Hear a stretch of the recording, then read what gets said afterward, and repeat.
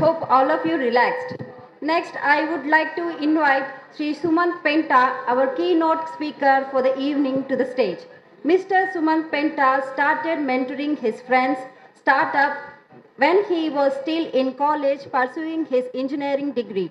From starting his journey at 17 to today serving as a strategy advisor, startup board director, and an ambassador with US Consulate General. Mr. Sumanth Penta has shaped his career around first principles, presence, and purpose. He is associated with Tip Hub Hyderabad. He is a mentor at IIT Mumbai and was a mentor at Women Entrepreneur at UC Berkeley, California. He has helped build ecosystem, mentored founders, and defined what it means to lead without noise. Please join me welcoming someone who represents both business and diplomacy with quiet power. Sumanth Penta, star of the show. Thank you so much. It's a very kind introduction. Um, Before I begin, my salutations to the foundation. And I think Mr. Narendra had mentioned one of the most notable observations and realities is that education is the prime focus of this trust and of this foundation. So really my salutations to that, to the mission, and really happy to be speaking here. I want to quote so many people, but I think I'll just say Sri PVRK Prasad Garu, your session was not just efficient, it was also effective. So thank you for your session. Murli Garu had spoken about growth mindset, risk and reward, risk taking. So it was so nice to listen to him talk about entrepreneurship. But one of the things that I especially took from your session is when we talk of risk in entrepreneurship, it's not really a numerical risk, right? It's really human risk, and we're putting human action and human effort. So through the course of my lecture, I will try to focus on that, which is how to start up in a very, very actionable manner, right? If I were to tell you to start up right now here, what is something actionable that you can do right away? All right. And how we are able to measure it, quantify it, and all of that. All right. So I started off with 17 when I was 17 years old. It was 2017 or 16, by the way. All right. Right now, entrepreneurship is a buzzword. There's great amount of awareness about entrepreneurship now, and it's nice to see that kind of awareness. But back in 2016, nobody really knew what entrepreneurship was. Unless they were a UK return or maybe a US return, somebody who had been part of an academic process outside of India. Nobody else really knew what entrepreneurship was when I was 16. And we did not have as many forums, or we did not have as many, podiums like these where we can share and exchange knowledge. But there was one thing though that really caught my mind, and I want to start my lecture with that, which is, despite there being so many unknowns, there is still a process you can follow, correct? Is someone here aware of the stock market? To some degree at least. How many of you are aware of the stock market? Right, to some degree, great, wonderful, wonderful. Nobody really knows what would happen the next moment in the markets, right? You never know how your price action will take you in the very next second. But there is still a process you can follow as a stock trader, right? So what if I told you we can do the same when it comes to entrepreneurship? Nobody in the world would tell you that you will succeed. Nobody would tell you, listening to your idea, that it's going to work. But what if I still told you there is a process you can follow? And the degree of intensity you put in how well you follow the process, what if I told you that is proportional to the success that you will achieve as a result of working on your idea? So we'll try to do that. So I've titled the session Start Small, right? No measure of the kind of people that are sitting here, but we still start small in terms of beginning the process, right? So it's the size of the spark is small, right? And move fast, right? We live in a world that is moving at a pace and we have to catch up to it, all right? And then staying true, which is, I will spend the last 5 minutes of my talk about that. The first thing I want to tell you is if you want to start, you don't have to wait for someone's permission. All right? So I want this session for everyone to be an open key, an open door, and open permission to think that you are worthy enough of starting up. Right? You could be a homemaker, you could be a salaried employee, you could be a student, or you could be none of the above, and you still have the permission to start. All right? But if you were to start, I will only, assimilate what I have seen from hundreds of founders, right? Because that's part of my job. I'm a startup mentor. So I've heard hundreds of pitches throughout my lifetime. Close to 1,100 plus pitches is what I've heard, startup pitches so far. So I will assimilate my observations from all of them. A lot of people tell you that you have to start with an idea, right? That's the first step, is to come up with an idea, right? We've heard a lot of people talk about how coming up with an idea is the first step to starting up. But if I told each one of you right here, so if I pointed at someone and said, you have 10 seconds, come up with a startup idea, right? What if I told you you had 10 seconds on gunpoint and said, come up with a startup idea that I've never heard before, which is new and innovative? Will you be able to come up with an idea? Yes? How many of you think you can come up with an idea? Point blank? Within 10 seconds? It has to be new, it has to be innovative. Anyone? Yes? How many of you think it's not possible? Okay. Okay. So I'll tell you the answer. The answer is actually yes. But that idea will not be new or innovative because it is coming from your memory, right? So you're just reproducing what you already know and you will frame it like an idea and tell it to me. So it's not going to be a new or innovative idea, but it's coming from your memory. So you could say, I want to make an Uber for, flight travel, 10-minute flight booking. So you're on the way to your airport and 10 minutes before you board, you can book a flight, right? It might sound innovative, but it's just a different delivery mechanism to an existing idea. So that's what happens when we stick to our memory when we come up with ideas. But you can really ask me, what else is the way to come up with an idea? If this is not the way, is there really a way, a process you can follow? Problem solving, all right? So identifying problems is a very, organic way of coming up with ideas. So I'll tell you 3 things, and the more often you do them, the more your bag of ideas will fill up, which is, first one, systematic observation, all right? So today I'm using a microphone to speak to all of you, is because somebody had systematically observed people getting angry at the fact that the person at the last seat is not able to hear them, right? So to systematically observe a human being's pain will open the gates for you to ideate on something, all right?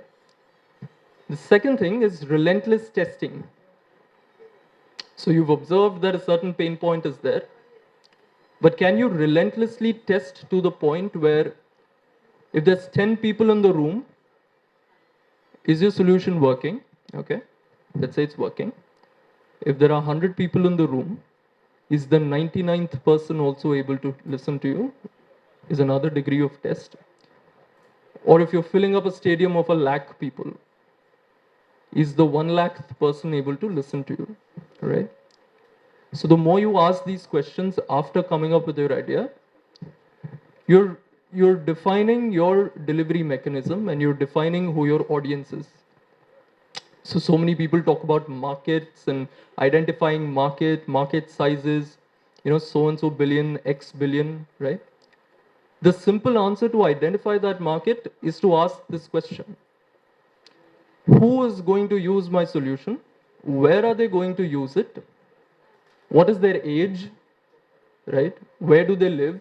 What do they eat, right? So if you made this mic, what would your market be? Who would use your solution? So we're here today in an auditorium. So your first market adopters are auditoriums, people who build auditoriums. Second group in your market, event organizers, right? Third group in your market, politicians. Politicians use a mic better than I do, right? So the more you ask questions of who is going to use what I'm going to make, where do they live, what do they eat, because you can make mics for different people. You can make mics for people who have not had their breakfast. So you make it more sensitive so that they're heard better and you have more sales. But when you ask that question to yourself, nobody is going to think that if you're checking how well someone's eaten on that day is actually a business question.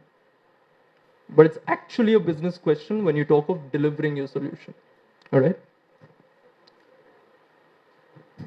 So when you relentlessly experiment and you answer these questions that I've told you, you frame a certain box in your mind and you can finally conclude that you've come up with an idea, right? A workable business idea that you have come up with as a result of your organic problem finding exercise, right? Once you have that idea, what do? You actually have to build the mic, correct? You have to end up making the mic, all right? So we call it the prototype stage, but we can let go of that terminology. Can you make the first testable version of your solution? Right, simple. So we can move to a different example also. It doesn't have to be a mic. We can think of something more basic. We can think of something like a crayon, for example, right? A crayon that children use. So if a crayon is your business idea, how would you test a crayon, right? So can you make a first testable version of a crayon? So that would be your prototype. And you'll be surprised, it doesn't really have to leave color on a paper. That's actually the meaning of a prototype. So we all know how wax candles look, right? A wax candle is a perfect prototype version of a colored crayon. Same function. You can perform the same human functionality with your hand, just doesn't leave color on a paper, right? But that is a more implementable thing compared to your primary function of a crayon, which has to fit in the hand of a child, should not melt, should not stick to the child's hand because the children are 4 years or 5 years old, right? So this is really the process of prototyping. The first version that completely is testable in terms of the concept that you want to deliver. So the candle does not deliver color, but it still delivers your concept. So a good investor, a good quality, genuine investor would still invest in your crayon idea, provided just the wax, funny looking candle you show him or her is a good candle. So that's the mark of a genuine investor, right? Because it is conceptually not deviant from a colored crayon, right? What do you do after that? So we can deliberate further on the sub stages of how to actually build it literally, but I don't think I'll be able to fit it into 20 minutes. So I'll give you a zoomed out overview first. What do you do after you make that prototype? You have a wax candle. So next stage we call is the MVP stage, right? MVP is abbreviated differently by different schools, different incubators. You go to Harvard Business School, they have a different definition. You go to maybe some of our Indian incubators or IIMs, they have a different definition. But the most universal definition that I can offer to you here is MVP stands for minimum viable product. Okay. MVP and a prototype are a little different from each other. Prototype was not sellable, but it still works. But a customer would not consider it a proper product because it doesn't satisfy the customer's needs. It only satisfies the technical needs, right? MVP, on the other hand, is it satisfies the technical need also. So what would an MVP version of a crayon be? A wax candle. You mix a little color in it while melting it itself, and you put it into the mold. That's a MVP version of your wax crayon. It is still not manufactured. You've still not manufactured it. This is still your process of ideating itself. You're still at zero. You've not started your startup. But these are your steps, right? Once you have an MVP, yes, you start thinking of distribution. You actually launch it. Launch is again the most universal stage definition that comes after it. So you actually launch your startup. Now, a lot of us know what happens when we launch. There's, huge advertising, huge, billboards, digital marketing, lots of marketing strategy plans that go ahead. But because this is not a digital marketing class, I can tell you the principles that you can keep in mind when you're launching. The first principle is always show the trailer, not the whole movie, right? A movie might take, 9 months to make, roughly, okay? But you do not have 9 months to present to someone, correct? But a trailer of a movie, even if it's 1.5 minutes long, it's still indicative of every plot point in the film. Not entirely indicative, but indicative of the plot points in it. There's so many plot points that are left out in the trailer, but it's still indicative of what you can expect in the film. So when you're actually selling this mic, or when you're actually selling your wax crayons, using a crayon might be a 20-minute exercise, right, for the customer, but you do not have 20 minutes of his or her attention. So when you launch, you always show the trailer, not the whole movie, right? The second thing, very, very important, when you're launching, when you're marketing, always also give your consumers a lot of data, right? So for me to say that this mic is going to work for you in an effective manner, I can just write a nice, catchy marketing line or give you data, which is 99 out of 100 of our customers have left feeling heard in their auditorium, something like that, right? So it's a data point more than a marketing point. More than 95% of advertisers do not give data. So you can take your TV advertisements as the best example. We all remember Lifebuoy because of 99.9%, right? But do you really think, maybe any other brand, you take Denver perfumes, scent of success.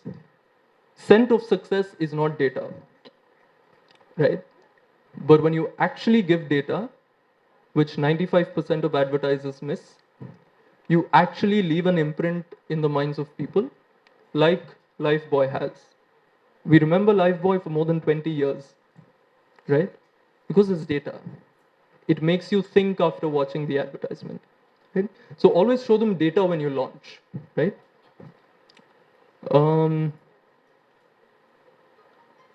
And just on the more personality side of launching, the launch is where you will be most anxious as a founder. You'll be most anxious as a person starting up. So I will just say that your customers also know that you've just started, right? So that does not mean you become lenient, right? We're of course very courageous people. We never become lenient, right? That's the first principle of starting up. But just know that if there is any, speck of going wrong, your end consumer also knows the life of your company. So they will know that you're just a 6-month-old company, right? It's like watching a newcomer do their first film. Does not mean they have to act bad. Doesn't mean they have the license to act poorly because it's their first film. But in case they act poorly, the audience is cognizant of the fact that it's their first film, right? So it's the same with starting up. So you never have to be out of courage when launching as a founder, because people are cognizant of the life of your startup, for how many years you've been in business. right? And a lot of customers, a lot of your first few customers are really encouraging.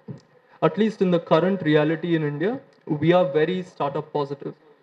So if you have a new shop being set up in your own lane, the first purchase you make there, you're not going to expect perfection from the shopkeeper, right? So the same way. So you don't have to lose courage at that point.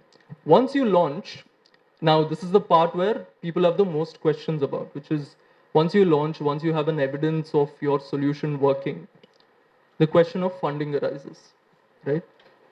Once you have an evidence that your solution is a working solution, you want to scale, you want to expand at a rate that your current resources do not support. So you will require more resources in order to scale at a faster pace. So there comes the question of funding. This is the most asked question to every mentor, not just me. Funding really is a process, is an exercise where an already existing evidence is given more, more air and more space, right? So once you get from 0 to 1 is where you become funding ready. But most people think that people deserve to get funding or deserve to be funded when they're at 0 itself, right? But at least if you come from 0 to 1, the fund coming in can multiply it to become a 10 or 100. But if you're still at 0, any fund coming in, 0 multiplied by anything is 0, right? So what investors look for is, of course, profitability. Chasing profitability is a VC, tagline, but also the effectiveness and how well your solution can work in the real world. So that is the major focus of an investor, of a VC, right, of someone giving you a funding. Post that, I'll touch very lightly, but the next stage of starting up, post, let's say you get the funding, a lot of people talk about IPO stages, right? It's when you enter the public markets. IPO has become a benchmark now, which means companies that have gotten to the IPO stage have started to be perceived as more successful companies, but that's not really the case. IPO is where you go to the public in search of money, right? So instead of going to an individual investor, you go and seek money from the public markets. So there's two reasons why you can do this, right? First one, of course, you need money. There's need of money. Second is the number of partners in your company go up by a huge mile, right? Because the public has a stake in your company. So that builds a lot of trust for your company. Right? So further investments, further collaborations, you getting into the eye of bigger forums. It all happens when a public has a stake in your company, so they know that you're responsible enough to, you know, be conducive of everyone's stake being there in your company. So the chances of you to go wrong are very less, because the entire public has there's so many votes that come into every executive decision, right? So in short, this was the startup journey, right? These 7 to 8 stages that I've mentioned. We call it the startup life cycle, right? The reason we call it a cycle is right after stage 7, you might come back to stage 1 again, right? So it's a living, active, dynamic cycle, the entire journey of starting up. So these are the 6 to 7 steps you can really take to start up. And while you're doing that, a few things have to stay in your heart always when you're working on your startup, which is entrepreneurship is really one area that beats your age, right? So I think the first observation made here is, youth meet. The minority is the youth today. But yeah, people feel young. I know, I'm sure a lot of you feel young. So I'll just tell you one thing that you can remember in your hearts and your mind. 60 is the youth of old age, right? So when you're starting up, the entire journey really beats your age, right? Because if I were to start at 17 like I did, I'm of course competing with 40-year-olds, right? So I cannot be, nobody will give me an excuse, right? I can't have an excuse and say that I'm 17, so I'm going to be below par. Nobody's going to give me that exclusive excuse, right? Nobody's going to pardon me for being young. End of the day, public markets, private equities, private equity. It doesn't change based on age. So first thing is the journey really beats your age. If you're competing with 50-year-olds, if you're competing with 60-year-olds, you don't have to be 60 in age, but you have to be as stable, as consistent, and as rooted in the idea as a 60-year-old would. After having seen 60 years of life, the amount of mental stability someone would have before starting up, as a young person, you really have to get there. Mentally, at least. You don't have to grow up in age at that time, right? The second thing is my diplomatic work has really given me a global perspective towards starting up. So today, if you're a founder, your network doesn't stop in Hyderabad. Does not really actually stop in India either. How far your idea can reach has also now become a function of how global your reach as a founder is, right? So how many countries does your network span across? Actually has an opportunity, has a potential to decide the fate of your idea, right? A lot of ideas that didn't work in India, the moment you take it to a country like, maybe Vietnam, or, maybe a country like Greenland or somewhere, they start to work instantly not because your idea was poor in the beginning, but the social reality of that country was more receptive of your idea compared to India, right? So that also happens. So in 2025, if you're really starting up, an important step would be to check how many countries your network spans across, right? Um, and really, though, if you ask me how to build a global network or how to build a network in general, networking, a lot of people think is, you go to people, you go to networking events, people share visiting cards and say, hi, I'm so and so, this is what I do, nice to meet you, can we catch up for coffee, or can we have a discovery call or something. So that is how people network, right? True networking is you build yourself up with so much integrity, so much strength, and so much value that people come to you, right? That people come to you, and when they come, you really actually offer that value. So they're not coming to you to feed your ego, right? Networking never really feeds your ego. And if it does, your network will start to dissipate, will start to disintegrate. But you really fill yourself up with so much value that you're actually able to provide and disseminate value to other people, and people will naturally come to you. And that is, actual real networking. And that's how you can be useful to the world and not take network as a number or, as an ego metric, right? Um, and the last thing I would say is when you're starting up, you shouldn't really attach yourself to your work, right? You have to, work should be a part of what you do, right? Especially when you're starting up. It's a very, it's an area where there's most, you don't know more things than you know, right? So if you really attach yourself to the process of starting up, the moment this fails, your entire identity is attached to it. So the moment this fails, you will go down with it. Could be emotionally, could be mentally, right? Especially when there's young people sitting here, you don't really have to attach yourself to starting up. And this is one area where you can learn from, the older folk, which is despite there being work or not, a lot of older people still go to the office, still have a routine, still read the newspaper, or still have some routine, right? That's because they're separating their personal routine irrespective of work, right? So there's no real attachment there. And that's very important.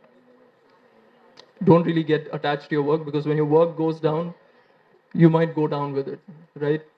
How many friends do you have? And this is for people of all ages, but especially for young people. How many friends do you have, or what is the size of your audience outside your family members? I'm talking about the house you live in, right? If you live with 6 people or 4 people, what is the size of your audience as an individual beyond these 4 people? If it's just 4, then you might have to start inculcating a lot of value inside of yourself so that you're the value giver, and that audience starts to grow for a very novel and a good reason, right? So once you have these aspects in place, even if your idea is subpar, you will still get by because this is your internal strength of starting up, right?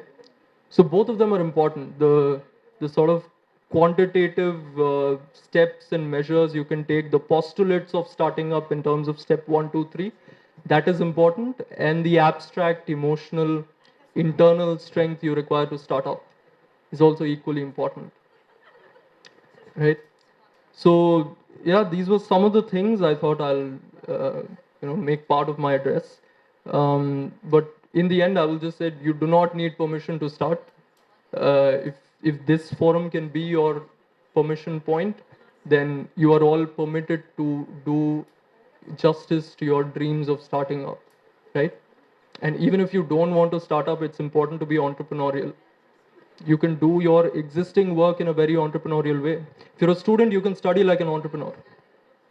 When I used to study in school, I had a process for studying, right? So I would have 3 categories of subjects, A, B, and C. A is a subject where I've prepared and I know something about it. B is an area where I know something about it, but I'm not prepared yet. C category is where I've not even prepared, neither do I know anything about the subject. My goal was to not finish subjects when I was studying. My goal was to see how many subjects can jump from my B to my A and from my C to my B, right? Simple. It's not heavy on the mind. I don't really have to think subject by subject. My only goal was to see how can I jump from C to B or B to A or C to A or whatever, right? So you can really study also like an entrepreneur. You don't really have to start up to think that you have to be entrepreneurial. Remember in the 90s when the IT industry was coming into India, a lot of people said even if you're not looking for a job, you have to be employable. Employability is more important than you being employed, is what people said in the 90s. Right now, being entrepreneurial is more important than just being an entrepreneur and actually starting up. So even if someone's not starting up, you have to be entrepreneurial. You can work your existing salaried IT job also like an entrepreneur, right? So these are some of the things, and yes, please start small. That is very important because it's easier for you to test, and you have to move fast. And staying true is the bit that I spoke to you about in the last segment. And keep showing up. Keep showing up at various forums. It's very nice to see all of you show up today. Right? That is the I think the core of any community is you show up, right? Even if something does not happen today, even if you leave, without making any notes, not showing up and showing up still has a difference, and you will know that when you're sleeping today, right before you're sleeping, because you're thinking about different things that different people have spoken here, right? I think that is the power of community, is to show up, and I'm here to push that power and push those values. So thank you so much, everyone. This has been wonderful. Thank you so much.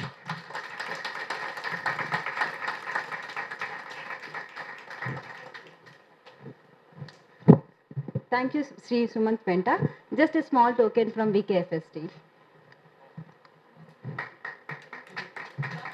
Thank you. Thank you for sharing your energizing advice and insights for us.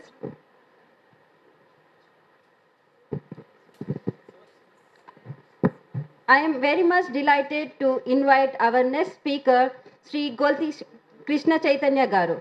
Sri Golthi Krishna Chaitanya is going to speak today about communication skills, which is most essential for every one of us. Though he can speak on any subject you choose, Sri Golthi Krishna Chaitanya is son of Dr. Golthi Mallikarjuna Garu. With over 14 years of experience in the construction sector, he is now working as a deputy project manager at Louis Berger International. He is the core competency, including project coordinator, planning and control and contract administration, alternative dispute resolution, construction management and civil engineering. He had successfully managed complex and challenging projects such as Chenab Arch Bridge, bridge over Chenab River, Warsaw, Bandra Sea Link, etc., ensuring design, construction, quality, safety, and environmental compliance, timely completion of deliverables. Being a civil engineering to start up with, he has worked for international construction companies on mega projects as mentioned above. His area of majorly on contract administration, which prompted him pursue law and completed his Master of Law LLM in alternate dispute resolution from Jindal Global Law School. He is a certified PMP, means project management professional. Day in, day out, he is at negotiable table with contracts, and who else can be the better speaker on this subject chosen by him, communication skills. Let us welcome Sri Golthi Chaitanya with a big hand. Thank you to the executive body and office bearers of PK Festi who have organized this event, such a wonderful event. And to be frank, I have prepared few notes, but for the students and youth. But anyhow, I'll just tell what I've been prepared. I've just tried to be very crisp. So I just would like to speak about communication skills. As such, communication skills, what I mean is not a proficiency in language, whether it is English or whether it is Hindi or Telugu, it doesn't matter. What I believe is communication skills is being clear, being articulate, being sharp, and having control over your communication. So then, I just want to give three facets of communication with real life examples, how hard way which I learned. First is clarity, communication clarity. So I used to work in a place called project called Chenab Arch Bridge project. You guys have heard about that. It was recently opened. So the bridge connects a village called Kauri and Bakkal within Jammu and Kashmir. So a day before a huge operation, which was carried out by a Punjabi, a Canadian Punjabi, he was the operator for that operation for launching a girder in the bridge. So I was speaking to him on the phone. So my regular habit is at the end of the phone call, I tell, milte, chalo milte. I used to tell that. So what happened one day is from Kauri to Bakkal, now the bridge is there, it is just 2 or 3 minutes to go, but on road it takes 3.5 hours to go, just 1 kilometer because it's connecting two mountains. So I just to give him a pep talk over the call the night before operation, I called him and I told all the best, you do it, you can do it, all those things. He's like 55 years. Though I was young, I was trying to motivate him because it was the first heavy operation for that project. It is in 2017. But the next day, the operation was in Kauri and I had an office work in Bakkal, so the other part of the bridge. So I told him in the last ending call that I'll be going to Bakkal, chalo milte. I told milte as just a casual thing, and next day morning I went to Bakkal and I called one of my teammate asking how is the operation going on. He told the operator is in Bakkal. He left the operation and he came to Bakkal to meet me. So that day I learned that clarity is very important in communication. So this is the hard way I learned. Whatever we say, whatever we communicate, it should be very clear. Whichever language it is, we have to be very clear. The second is articulation. This is also one of my experiences I want to share. Last 7 years I was working for government of Maharashtra as a engineering and management business consulting, and we used to report to IAS officers and IAS officer further report to the politicians. So for one of the mega projects, Chief Minister called for a meeting. He just want to hear that project will happen in time. But IAS officer were pushing me individually because I'm the one who's going to present, to send a message that the project will not happen in time. So I was among conflict, and So what I did is I was under very pressure, and yes, I have to listen to my boss. The IS officer was my boss. So I went to the chief minister's room. There was so many bureaucrats, IS officers, like 60, 70 of them. Uh, then he started the meeting. He asked me, "Project hoga kya?" मैं बोला sir I was taking pride to be true and following my boss orders. I told नहीं होगा. Then he kicked all of us out, and that IS officer lost his job the same day. He got transferred. Same chief minister, I'm not using any names. Same chief minister for one more project. I'm a private guy, so no one can fire me. I went to another project and I was working. Same situation. Chief minister wanted to hear that project will happen on time. IS officer wanted me to communicate that it will not happen on time. Then I went again. He asked after 2 years. He will have 10 meetings like that every day. So obviously he doesn't remember me and all. He asked me, "Arey project hoga kya time pe?" Then I told, "Yes sir, hoga." Then meeting took place for 20 minutes. After 20 minutes, we ended up communicating that project will need extension, and we got the approval. So the first, what I learned in this communication aspect is articulation. Whenever you want to sell a story, sell a thing, you have to start with a positive thing. This is not misguiding, but you have to understand the dynamics of the speakers and other delegates who are working with you. And last example, which I want to tell, is regarding empathy, communication empathy. So this I learned. Okay, from last 3 years, many people ask me, "What did you learn from my father? What is that philosophy you got it advice?" So as such, we never had any communications with my father or any how to regarding life philosophies or work. The relation was very different.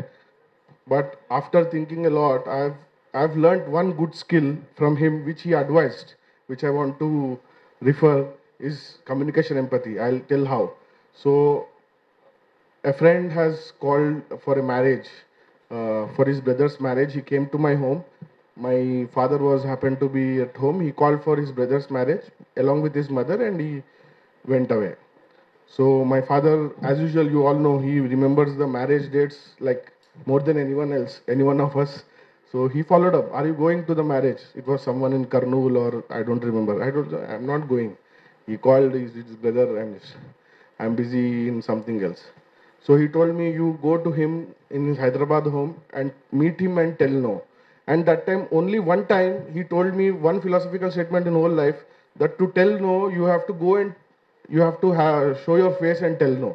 Yes, you can tell very easily to anyone. So for no, you have to go, show your face and tell no.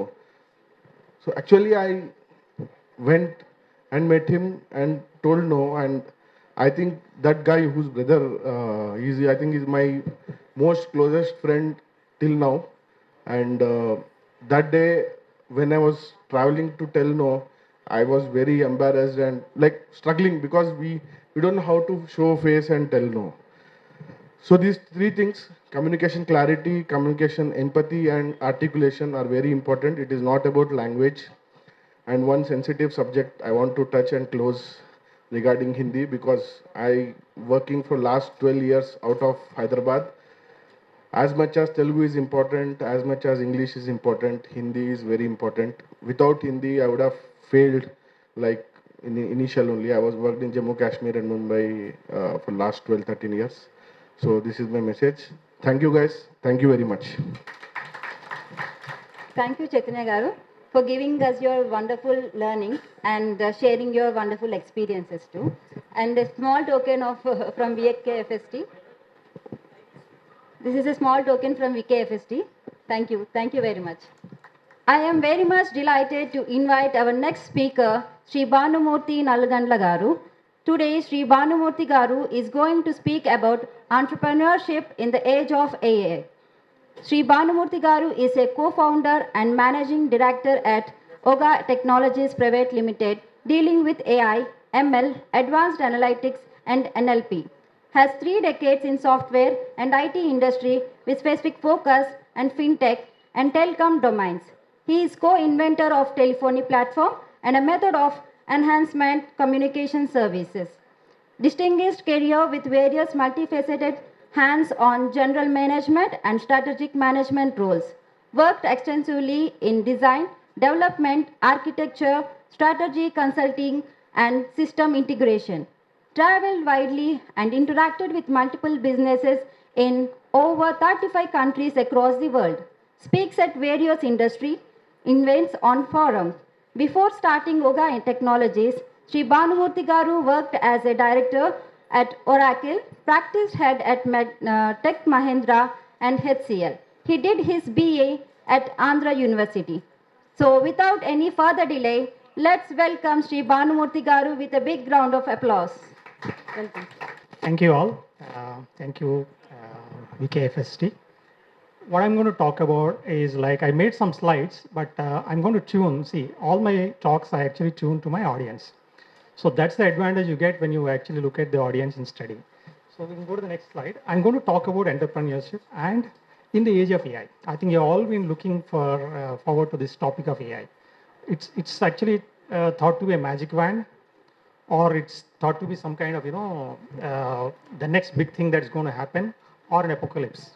Okay, so it's none of them, but only if you understand what is that.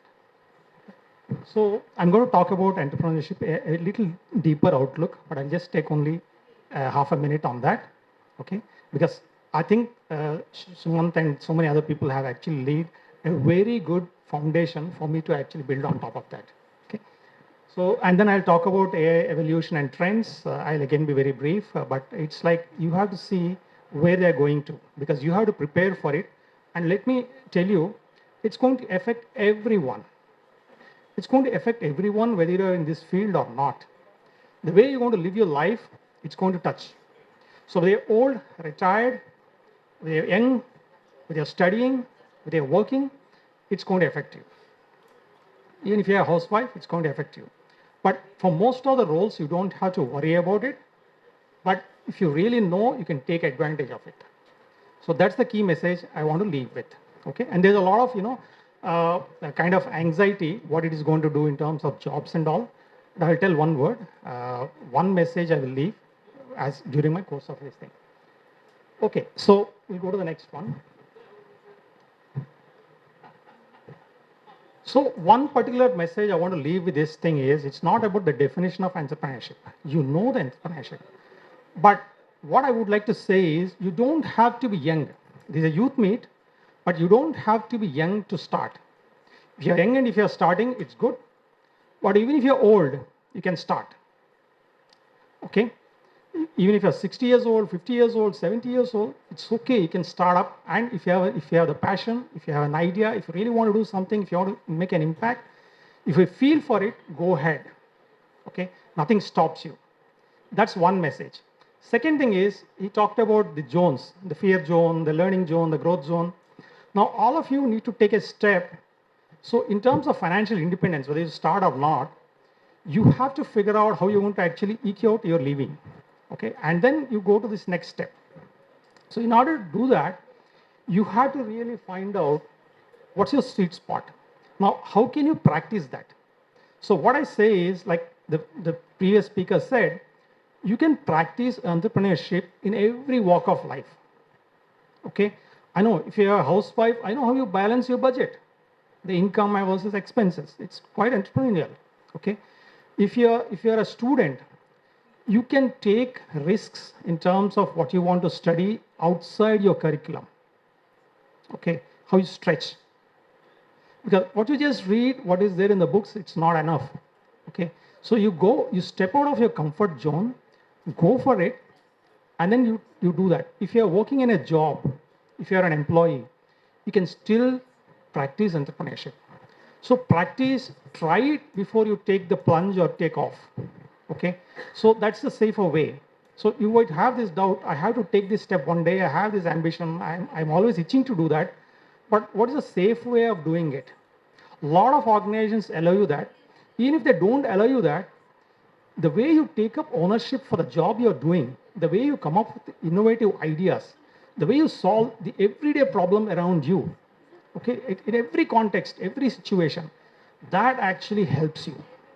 Okay, so think of leadership, take initiative, take calculated risks, and that can be done in every walk of life. Okay, so that's the message I would like to leave. Then let's go to the next one. Next one, please, the friends. Here I will not go to all the history, but what I would like to say is, this is really old. It goes back to 1950s. It's just that it wasn't called so much, or there was not so much of a buzz. Okay. Second thing is, it came back in the form of neural networks, and the science and all the engineering mimics the nature. The way your brain is organized in terms of neurons and the neural network, they're trying to mimic, and the whole thing took off when the computing capacity or capability went up. Okay, and it's going to go up, it's going to go up leaps and bounds in the next few years to come. In our lifetime, it's going to see a lot of improvements because the pace is accelerating. Okay, now I'll talk about the future. Now, you all know that you can get answers for your questions just like that on your fingertips, be it mobile or internet. Okay. When search came, it was very easy. Whatever that is there across the world, you can go and search. The information is available at your fingertips. But today, you get answers to your questions. It's not just a link where you have to go explore, read, and understand. Okay. Now, that's going to come up more and more, and it's going to impact a lot of other functions. Okay, and it's not just this language or natural language interfaces or interactions. See, I'll tell you one more thing. I put this picture here. This was generated by AI. Now, I use the word called digital twins. So you just quickly put this. So here the AI hasn't really understood the concept. The concept is very subtle and nuanced. So when we say digital twin, I'll explain you with an example. So we have this hall. Okay. Now you want to represent this in a virtual world, not in a physical world. So because I'm here, I'm standing here, I'm at a little higher, like maybe 1 foot higher, I'm able to see you with this angle. Okay. I can see the chairs. There's an aisle here. There's a camera there. There are fans. There's lighting. The lighting is having this effect. There's a door. So you have this as an image, which is a real world image. Now, can you get this real world image in the digital form, in the virtual world, for other things which are AI driven ones to work? So why do you need that? So think of a robo cleaner. Now you leave that robo cleaner here, how is it going to clean the floor? It's going to map the floor, and that's the digital twin of this floor on which it's going to work. If you leave a drone here, and if it is an autonomous drone, it has to find out and fly out through the door. How is it going to do that? Same thing with autonomous cars and so many other things. Okay. So now in future, what you're going to have is, you're going to have a physical factory, you're going to have a virtual factory. The virtual factory is where you virtually at a very low cost, you're going to prototype all your ideas and then launch. That brings down the cost a lot. Okay, so I'll talk about a few other things that what it's going to do for the business and industry trends. If you go to the next slide, here, this is one thing which is very important in terms of milestones that is there. So I'll not go through every quote here, but what you need to remember is the person who actually envisaged it 50 years ago, Alan Turing. So it's called a Turing test. What is that Turing test in a very simple term? Let's say you have two closed rooms. You have one room and another room. And in one room, you have a human being.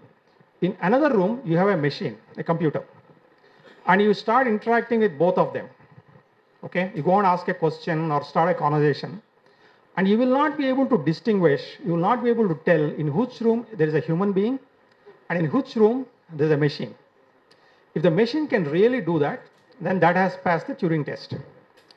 This concept was there for decades, and machines couldn't crack it. And finally, it happened in our lifetime, before our eyes, when the GPT came in, 2018, 19, 20. Okay, with every release, it got better.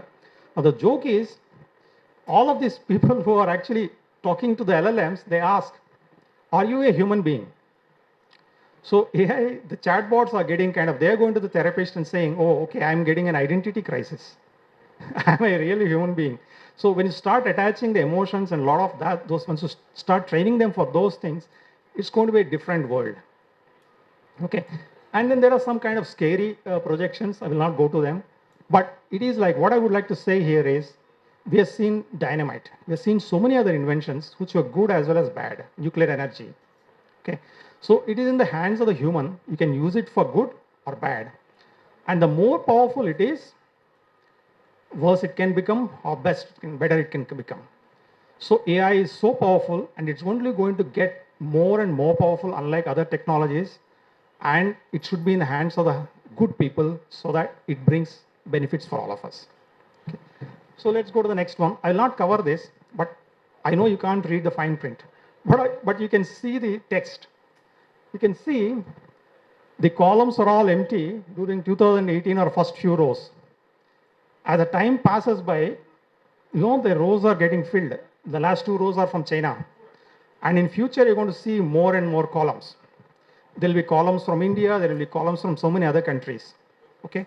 So people are going to join and jump onto this bandwagon. And that's what I'm going to leave with.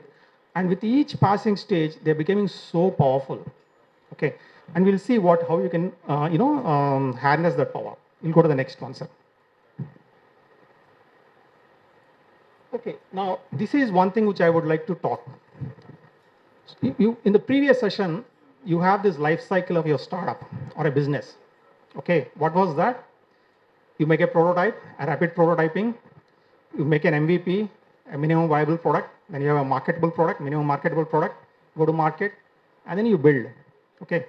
Now, what's happening with AI, especially in the software, is these cycles, okay, are coming down, crashing like anything. Okay. Today, the machines can generate. So if you can sit and write, for example, how long do you take to write a novel? How long do you take to write a code of, let's say, 1,000 lines or 5,000 lines? How long do you take to create an art? Okay. Give it to the machine now. You may not accept that it's still artificial creativity, but it will help you write a novel. You can churn out code in seconds. So they talk about million lines of code in a few minutes. Okay. So that is how it is accelerating. Now what happens with that? If you have an idea, you can go to the market very fast. You don't have to wait those 9 months, 12 months, 18 months, 24 months, or 36 months, or 5 years to get to the market. There are really such products where they're very long lead time products, but it is really crushing those timelines. That's the most important thing. Okay? And one more thing. If you look at it, how do you judge the size of a company? There are 2 parameters. Revenue, number of people, right? So all along, all our IT companies, if you have a lot of lakhs and lakhs of people, you will get billions of dollars of revenue. So there is something called a revenue per employee. The revenue per employee has been fairly constant for decades. So the only way to get higher revenue or grow is to get more people. So grow on the people front as well. But with AI, it is possible. So I gave an example. There are many examples. There are companies which are touching $1 billion or valuation, or even the kind of, the ARR or whatever, within a few months, not even a year. People are attributing that kind of, so I mean, it's like 8,000 crores, 8,500 crores of valuation in less than a year. And that is possible because of this technology. So I would say you are in a golden age. It's just that you have to use that spark and don't let this opportunity pass by. Okay. So we'll go to the next one, sir. Yes, sir. Okay. Now what you will think, you will get a very funny idea. So easy. I just have an idea. If I really have an idea, I can test it out. So I can be a startup in no time, right? So what it does is it brings down the barriers for startups. Anybody can write a code. Anybody can write a novel. Anybody can create music. Anybody can create an art or draw or paint. Okay, so the barriers are really low. Anybody can, write a very complex code. So while it democratizes and makes it easy, it also increases competition. What does it mean? If the doors are very wide and open, a lot of people will get in, and you have to deal with that. So you have to have your advantages of that. You have to be either a first mover, or you have to think differently than other people, and so on. Now, it also does one more thing. The cost of this technology is extremely high. If you have to build these models today, even countries cannot build. So if you need, for example, Elon Musk, they had 100,000 GPUs, and then they upgraded to 200,000, 2 lakh GPUs. Okay, that many number of processors to build a model. Now, in comparison, as a country, government is coming forward and making it available for startups. And how many are we getting? 19,000. 19,000. Okay, so it's so difficult to put so much of money. But even with this, if you are innovative, if you are really, it's not about brute force of so many hundreds of thousands of GPUs, but if you can come up with a new architecture of your model, even with a much lower number of processors, you can actually achieve that. That's what China has done and shown, and it's still possible. It's still in the realm of possibility. So we'll go to the next one. Next one, sir. Okay, now there are two kinds of companies. Now, all of you, when you're working, you will come across one particular aspect in your day-to-day life or your employment. Can you use AI effectively to become better, to serve your company, and improvise the bottom line, the revenue, and everything? Can you get more business by you being able to use AI? That is the dilemma you will face day in and day out. I'm telling you, even retired people will not be left out of that. All the old people learned how to use mobiles. All the old people learned how to use WhatsApp or video calls to talk to their grandchildren. So, and AI will be like that. So you will have to actually get onto that bandwagon. So in order for not to be left out, you have to learn how to use it the best possible manner. Okay, that's one. Second thing is, so these are the first kind of companies, AI first companies. So they're saying, because of the fear of missing out, every company wants to make use of this. They want to do something, and they make an announcement and then come back and think what to do actually. Okay, so they first make an announcement, then they think later. That's the kind of situation all of you are going to be put in. Okay. Then there are AI native companies. These are the companies which are actually creating this core technology for AI. So some of the companies, for example, the large companies, they shifted from this augmentation mode to becoming AI native companies. And a lot of startup companies are in AI. From India, there are a lot of startups. More than 70%, 77% of the startups are in AI. Okay. So we'll go to the next one, please. Next one, please. Okay, this is about funding. I'll talk about only one point of this slide.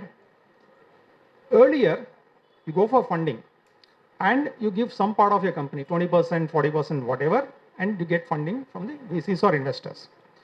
Now, what the founders are doing, the company owners are doing is they're stretching this timeline. Like you remember that 0 to 1? The 0 to 1 can be 2, 3, 4.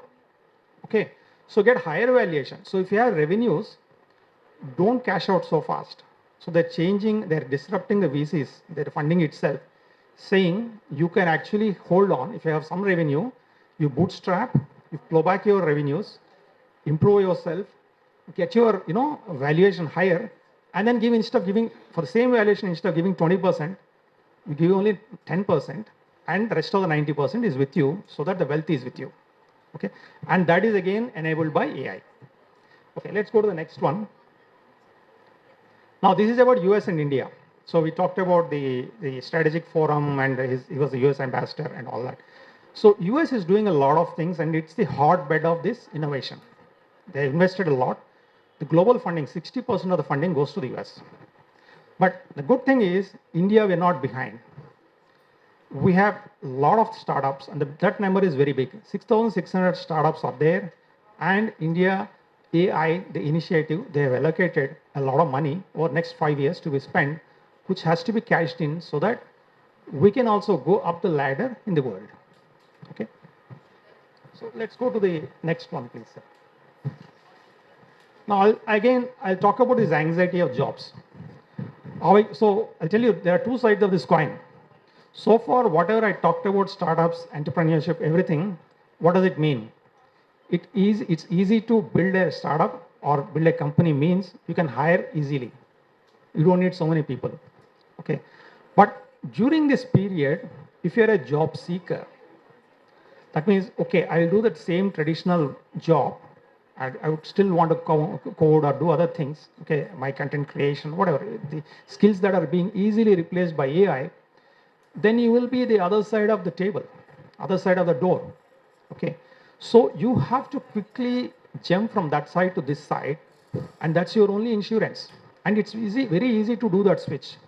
You have to understand that and make that switch. That's the only advice that I leave with. So don't be anxious. Just understand this game. The pendulum has swung the other side. The game has changed. Instead of getting hired, it's easier to hire.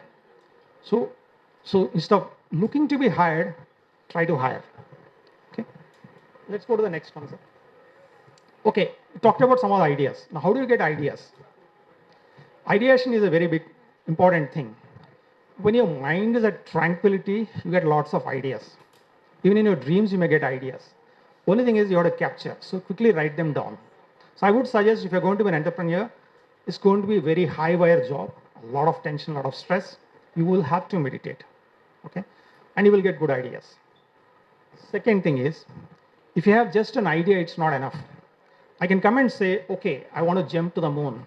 Oh, it's fantastic. It's a great idea. I just want to jump to the moon or even sun. But how you jump? It has to be an implementable, concrete idea. You have to work on it. And those things don't come easy. You have to spend time and like the kind of systematic thinking. So systematic observation. See, this is something like this. Someone mentally spends their time close to the problem. And when you have that, you will get ideas to solve that. Okay. So for that, you have to go and spend time with the people who are actually suffering those problems and understand their pain, come back, innovate, and solve their pain. Okay. So another final thing is, you will not be expert in everything as a founder. Just because you got that idea, you have to go and seek help. That's a network part of it. And you don't think of today's ideas. In any game, football, or whatever, you're going to run where the ball is going to be, not where the ball was.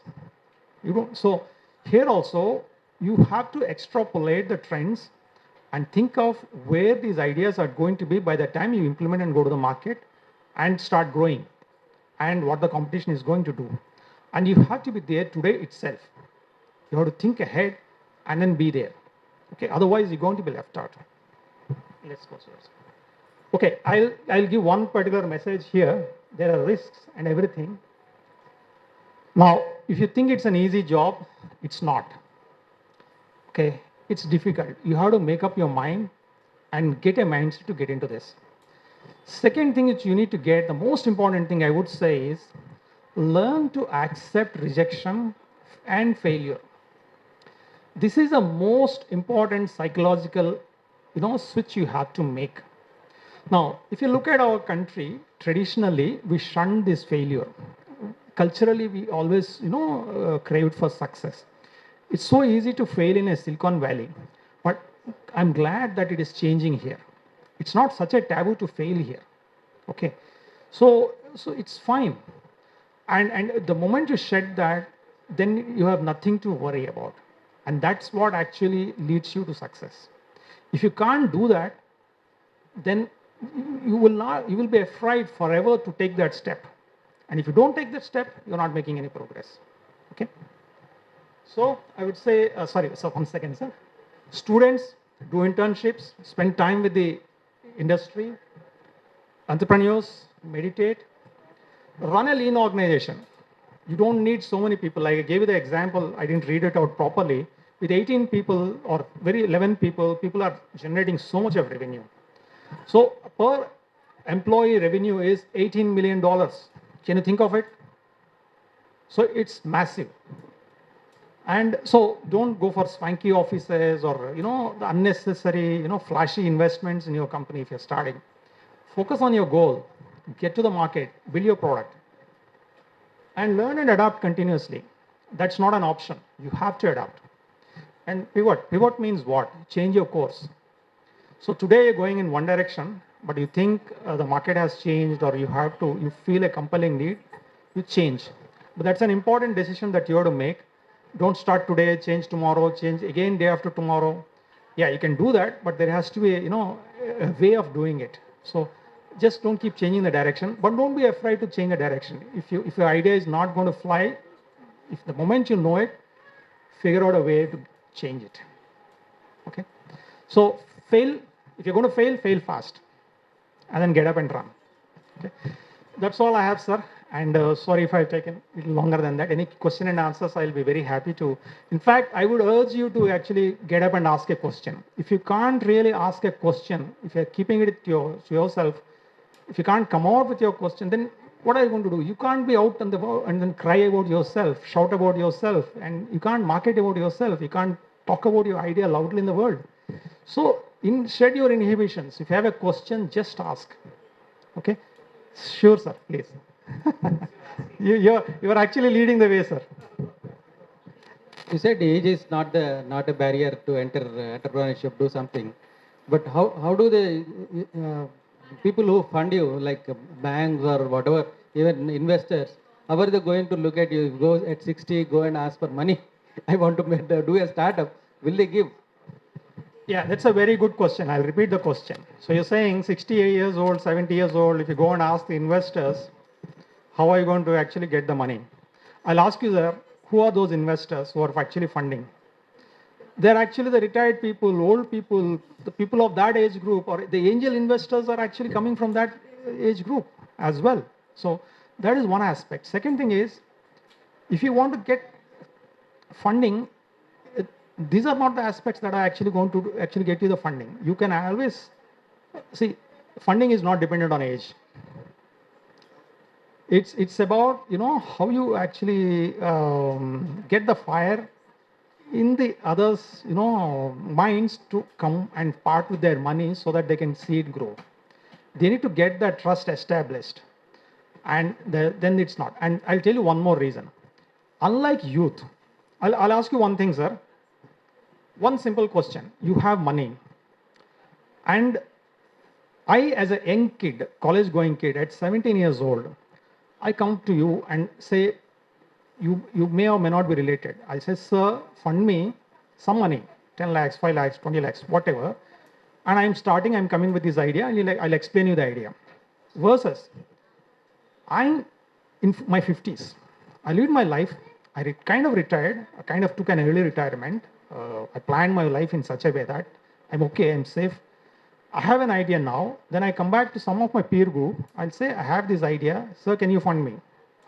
Now, who will you fund, sir, first? I think you're more likely to fund the people who have seen and gray area, and you will only check. Is it safe? And is he really, he wants to see it through. Okay. That passion in him or not? Can I trust him or not? That's the thing that you will do. And even if you don't understand his idea so much, you must still go and fund. That's my answer, sir. I won't have answer. Thank you. Okay, any other questions? Thank you. Thank you very much. You have been a wonderful audience. Thank you, sir, for sharing your wisdom and inspiring others by embarking the entrepreneurship spirit. Now, our next speaker is Sri Suresh Kumar Chintada garu. Today, Sri Suresh Kumar Chintada garu is going to speak about shift in IT career in the context of AI. Sri Suresh Kumar Chintada garu is a co-founder and CEO of Visist AI. After spending 20 years at Motorola, India since its inspection became CTO at Subex. Then he ventured into floating his new company, Visist AI, and chosen to work on sports technology using AI. He is also ex-FOB Technical Council member and a member of TIE Bangalore and mentored several startups before starting his own. Sri Suresh Kumar did his ME in Digital Systems from Osmania University and Software Enterprise Management from IIM Bangalore. Please join me in welcoming Sri Suresh Kumar Chintada garu. Thank you. Okay, one more time. Thank you again for inviting me. What I want to cover is impact of AI in careers. So, I think we've heard a lot of from the previous speakers about entrepreneurship mindset, also about what it takes to be an entrepreneur. Also, I think we also, Bhanu Garu just spoke about AI. So I'm not going to cover some of that aspect here. The only question I have for everyone is, I think all of us must be going through news items in your WhatsApp or newspapers or wherever, hearing a lot about AI, understanding what is AI and how it is going to change, right? I want to give you a framework in which, how to understand it, interpret it, right? In terms of how it's going to impact our careers, right? So, okay, can you go to the, skip the next one and go to the next one? Yeah, skip. So this is something that I wanted to kind of use as a framework to understand how to interpret how AI is going to impact our lives, right? This is like the 1995 to 2000 year movement where internet happened, right? But this time I think it's going to happen much more quickly, much more faster, right? And much more intensely than what happened in the internet era. And the companies that really took advantage of 1995 to 2000, internet evolution, you see some of them become really big. Google's of the world, I think, is one of the biggest company that we have today.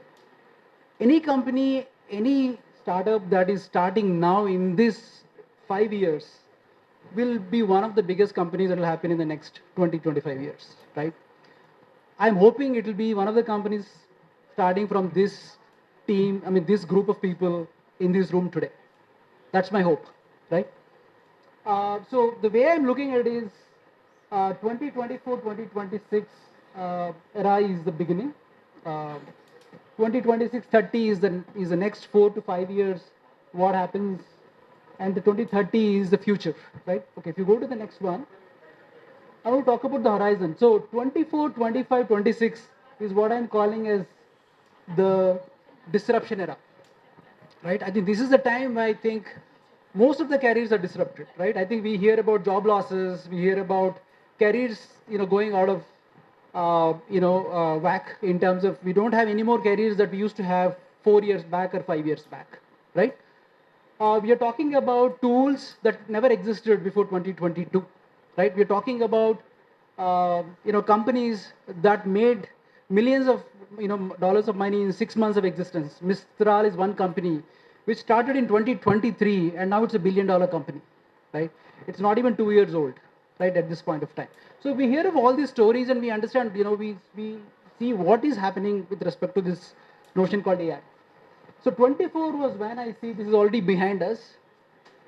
There's a mass adoption of LLMs. I'm sure most of you have heard of ChatGPT, Claude, OpenAI. If you're not using ChatGPT, I would suggest you start using it today, right? Whether you know about it, whether you want it, whether you don't want it, it will replace Google search. As simple as that, right? It'll be much more intelligent than Google search. It's already more intelligent than Google search. And I don't think you need to use Google search anymore.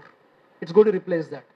So the GPT or the OpenAI is something that an app that you need to have on your phones, right? Make sure that is part and parcel of how you're going to lead your daily life, right? I think that's one recommendation I'll make. The tools have already become 10x more powerful than what it was in 24. There's something called agentic AI that didn't exist in October 2024. Now there are companies built on agentic AI, funded in millions of dollars as of June, July, right? So the story is evolving on a daily basis and a very rapid basis, right? And I think we sitting in this room probably not appreciate it, but I think if you see what is happening over the companies across US, I think Bhanu talked about how the US and the India, there is a difference in terms of how AI is being seen. What will happen in 2026 is that this will become part of everybody's life. It's like, now everybody understands how to use phones, like somebody said. Everybody knows WhatsApp. Everybody understands Google search. 2026 is when I see everyone actually using GPT as a regular tool on their phones. If you're not there yet, you'll be left out, right? That's the only thing I'll have. Go to the next one, please. So the disruption that is happening now in terms of the jobs and careers is what I wanted to kind of very quickly cover here, right? These jobs do not exist anymore, by the way. There is no more a data entry job. If somebody is in this job, it will close very shortly, right? You have to move to the, one of the next ones that is coming out in the other section. There won't be any more customer service representatives. Already 80% of the customer service representatives across the world are replaced by chatbots, right? And there is nothing like a simple coding task. There are already the software developer entry-level jobs are already going out of the market. You don't have software developer entry-level jobs anymore, right? It's a fast disappearing career if you are looking at it, right? What are the jobs that are getting enhanced now with AI? Are senior developers, right? Teachers, in fact, anybody is using AI as a tool, I think their jobs are getting much more enhanced now at this point of time. I'm not going to go into the detail of that for the lack of time, so we'll go to the next one. I kind of tried looking at as the 2024, 2026 era is when AI is a tool. Use it as a tool, right? And the only caution I want to make everybody is there's an immediate action that you guys need to take now, right? If you are in engineering stream, make sure you do this starting today. If you're not doing this starting today, then you will be left out. That's a guarantee I'll give you, right? If you don't know what is GitHub Copilot, then please understand what is GitHub Copilot. Start using Copilot as a tool. That is very, very, very critical if you're in engineering stream, right? Whether you're a fresh graduate, whether you're a employee at any other software firm, I think make sure that happens. Learn prompt engineering for technical tasks, right? I think if you don't know what is prompt engineering, please go learn about it. Understand what's the best way to build a prompt engineer. Become a prompt engineer. If there are courses, take it. There are multitude of courses in YouTube, multiple free courses available on LinkedIn, right? Just go take it, right? Don't wait for somebody to come and tell you this same thing again tomorrow, right? I mean, this is your one chance to get to that today. If you're in, again, engineering, I think AI for debugging, you build projects, right? I will talk about a bit about building versus just observing, using. You can use AI as a tool, or you can use AI as a tool to build your projects. I think the more you start building with AI, I think the better chances you have of succeeding in your career or creating a career for yourself, right? So become the developer who delivers 10x faster than the peers. Right? That's the one call for action for this 3 years. 24, 25, 26, we are already in the middle of 25. I think it's another 18 months is what time you have to do anything like this. I've also listed out something for the commerce and art stream. People who are not really engineering, but I think who are into business analyst, right? Use AI as a tool to do whatever that you need to be doing, right? I'll go to the next one. 27, 29, I think this is the area, I think in the next evolution of what happens in the AI. I think AI will become a part and parcel of your team, right? Today you see humans as a part of your team, but I think this is the era when you're going to see AI will become part of your team, either as a bot or as a robot or as a software that will be part of your team. So I think the important thing is to understand how to collaborate with AI, right? You cannot say that I will not work with that. I think you have no other excuse, right? If you do not learn how to work with an AI, you will be replaced. That's again, I'll guarantee you that, right? Because I'm seeing this happen, in a very accelerated manner in the countries like US and Japan. There is also a regulation that will come, which will basically regulation to govern AI. There will be AI rights and AI responsibilities. Policies will come into play. It's no more about, we all know about human rights. I think there will be AI rights and AI responsibilities. That kind of a policy framework will start appearing in the world, right? AI will start showing creative and emotional intelligence. You will have AI bots, showing emotional skills, right? They'll get angry, they'll get sad, they will lie, which already happens to some extent, right? But they can also take you for a ride. So those are the things that are going to happen very, very clearly as the AI becomes much more human-like, right? Let's go to the next one. So this I'm calling as a transformation era in the next 5 years, right? Okay. Some of the emerging hybrid roles is where you will have to have AI human interface designers. I think when you start using AI as not as a tool anymore, but as a team member, you have to develop new skills. You have to interact with AI like another team member, right? So those are the skills I kind of tried putting it here. Anyway, I'll share this deck with everybody on the thing so we can look at it closely. Go to the next one. So this era, I think, is when we should start developing those skills now, right? When we are ready for this era. So what is the skills I'm looking at? Use AI as a collaborator. So again, I'm talking about, what are the engineering streams, guys will need to be looking at. You basically have to make an evolution from being a code writer to a system architect, an AI system architect. Basically build AI systems, and using the platform that exists to build the AI integration. I think that will become a core. For somebody in the commerce and art stream, I think you have to start using AI as a transformation leader, from a business transformation to AI transformation. You need to understand how AI really impacts your business. Right? Go to the next one. This is a long view in the sense that what happens in 2030, we really don't understand, don't really know. So this is like really looking at the crystal gazing and saying that this might happen, right? And what would be the metrics here in terms of, here AI is now fully become part and parcel of your community, right? There will be AI-led companies. The CEOs will be replaced with AIs in this era. There won't be a CEO, human CEO anymore, right? This will be, so there'll be AI only companies, right? And so how do you work with something like that, right? So the questions that you should be asking at that time is, what makes you uniquely human? I think you'll have to go back to, what Prasad Garu talked about in terms of what really makes you human, right? And those things, you have to kind of enhance that because you are now working with a, ecosystem where there is AI-led companies and human-led companies. How do you add meaning to an automated world, right? And the whole world gets automated. What is your role in it? What is that you can play in it? And what kind of human experience should be preserved? So it will be more cultural.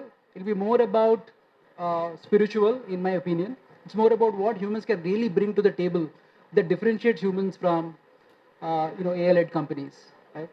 And how do you bridge these worlds, and the consciousness that happens between AI and humans? So this is a long view. Okay, go to the next one. So this is the AI native future where AIs will be part and parcel, perhaps lead you. You will be working under an AI, as simple as that, right? So how do you work with that? What kind of an emotional wisdom and empathy, leadership? It talks about exactly the the values that Prasad spoke about. Creative problem solving, something that Murli spoke about. Ethical decision making, right, becomes very, very, very, very important, right? This is what keeps humans separate from AI, right? I think we'll have to go back to that mode of operating. Meaning making and purpose driven leadership, I think becomes very, very critical in this era. So go to the next one. So this is a stage at 2030s onwards, I see AI as a peer, right? I think this will replace, as I said.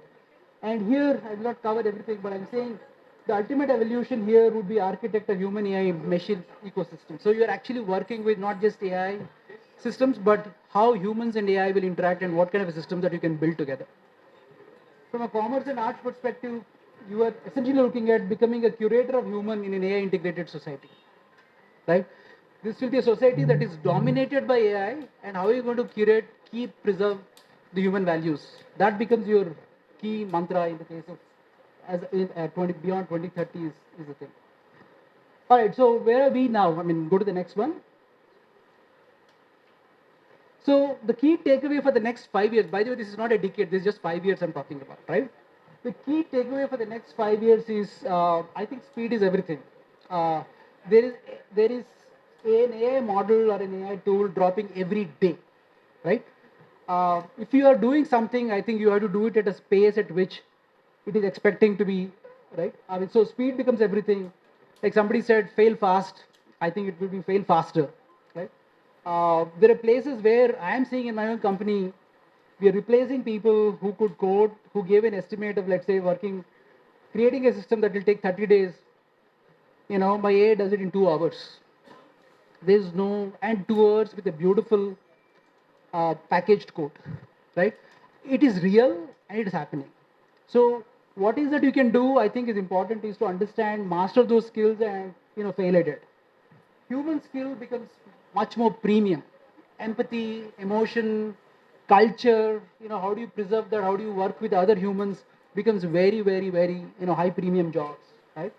Human AI interaction is a skill to master. You have to work with an AI, so you have to understand how to work with a machine, right? That becomes very important. And entrepreneurship is the key because this is exactly like I just said, 95 to 2000. There are so many new opportunities on the table now, right? Everything that you see, there's a vertical that you can build just with AI. Every vertical is getting redefined, right? Every vertical. You take healthcare, you take retail, you take manufacturing, you take banking, you take fintech. Every vertical will be redefined, right? Every tool will be replaced. So this is a huge opportunity to just get in and build something, right? So I mean, if you can capture that part as part of what you can do, I think the future is yours to build. So go to the next one. So if I go back to my horizons, right? So the next 2 years, I think, is where you have to master the AI tools now. No two things about it, right? I think learn something, look at YouTube, look at whatever skills, look at prompt engineering. I think each one of us, each one of you in the audience, I'm asking you to go understand what is prompt engineering, use a chat GPT, see what you can get out of it, start using the tool, right? 2026, 30 is what I'm saying is develop those collaboration skills, working with another machine. And 2030 beyond is cultivate human qualities, right? I think that becomes, it's like a circle back to what it is. Go to the next one. Sorry. What happened to my?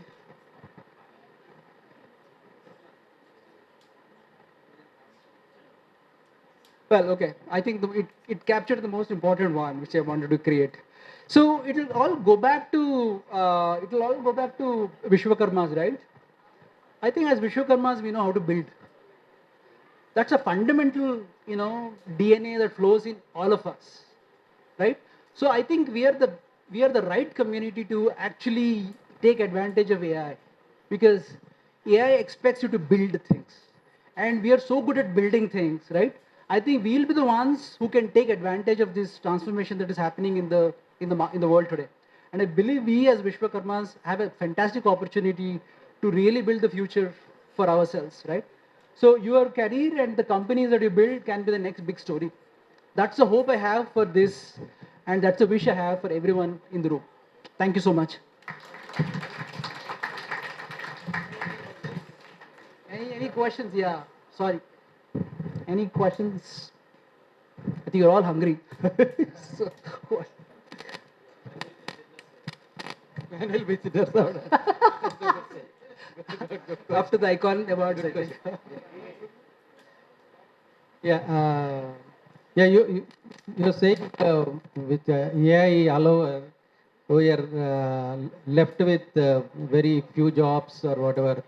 But there are whatever AI that we see today, it's all built upon the human intelligence that came so far. So in future, is it going to create on its own something, or is it going to be just same knowledge that it is going to extrapolate and do something? That's question number one. Question number two is, are we left with only, ethical, are we going to teach AI also about ethics and all those things? So I think you asked questions from the slides I skipped pretty much. So it's a great question. One is about will there be only job losses, right? I don't think that fear was always there when computers came in first, right? We all thought computers will take away all the jobs, right? And there won't be any more new jobs and people will be laid off, right? There will be a transition period when everybody is trying to cross that bridge of understanding the technology. I think we are in that phase now. 24, 26 is when we have to cross that bridge, right?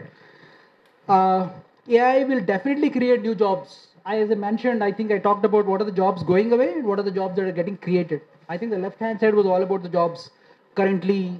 And the right-hand side is where I was talking about the new opportunities, new kind of jobs that get created from the AI. Um, the so to answer the first question, I think there will be more jobs, in my opinion, but very different kind of a jobs. What I was trying to highlight is what kind of skills you require to master those jobs, right? Because AI will become, in the first 3 years, it's a tool, so master the tool. Then it becomes part of your team. Then understand how to work with the team. I think there will be a lot of new jobs. I think there will be HR, like you talked about, there will be HR for ethics. There will be AI rights will have to come in, because AI also needs rights, because it starts emoting, it starts feeling. You need to understand, how to understand AI rights, right? There will be probably committees to understand, when AI complains to you that human is harassing it, you should know what it means and how to deal with it. I mean, it might like funny now, but I think that's the reality, that's the future, right? And there will be a position where in the future where when AI becomes your boss, you have to figure out how to work with the AI boss, right? I think, can you get angry with it? Can you do something about it? I think those are the things that you'll have to. So there will be evolution of, different skills that have to come in my opinion. Um, I think it'll be much bigger than what we have seen in the internet era. The other thing I said is, because it opens up, every industry is getting replaced with AI. There'll be plenty of new opportunities to create new enterprises and new job opportunities, what I feel. So it's going to be a whole new era of companies, a whole new era of industries, whole new era of what skills that we can develop. That's what I believe. Yeah. I thank you. Yeah. Just one more question, Suresh sir. Thank you so much for all the insights. I'm really able to correlate. And as you really mentioned, AI is not going to replace the jobs, but it is going to replace with the people who knows AI. Absolutely. Right, one thing. The other thing, the irony is that the AI is actually asking humans to prove that they are humans, right? So the machines are learning, and we have to prove ourselves that we are humans, and we have to start from the fundamentals of, again, humanity and learning empathy, leadership, and so on and so forth. So very well explained. Thank you so much. My question is, when it comes to the banking, I'm from the banking domain. So security is critical, right? So the conservative mindset of the bankers, particularly, how are they going to adopt AI? And is it really going to build any security side of the AI? And the other question is that, what if this falls into the malicious intended It will. people? Yeah. And how are they going to utilize and exploit this particular technology, okay, to disrupt everything? So please, thank you so much. Thank you. I'll try to explain. Maybe do we have the time, or maybe we can do it over dinner? Yeah. Yeah. No, because a long answer to that. I think from the banking perspective, right, one of the hardest problems that are getting solved now is cybersecurity. So cybersecurity skills and jobs are very sought after at this point of time for exactly the same reason that you mentioned about, right? So while there is a lot of fear in terms of what it can do, there are a lot of guardrails that are getting built, so that for example, agent communication to agent communication is becoming very big. Agents are not getting built with security today, and that's one of the hardest problems that people are solving in research. So that problem will exist. As I said, this is a transformation time.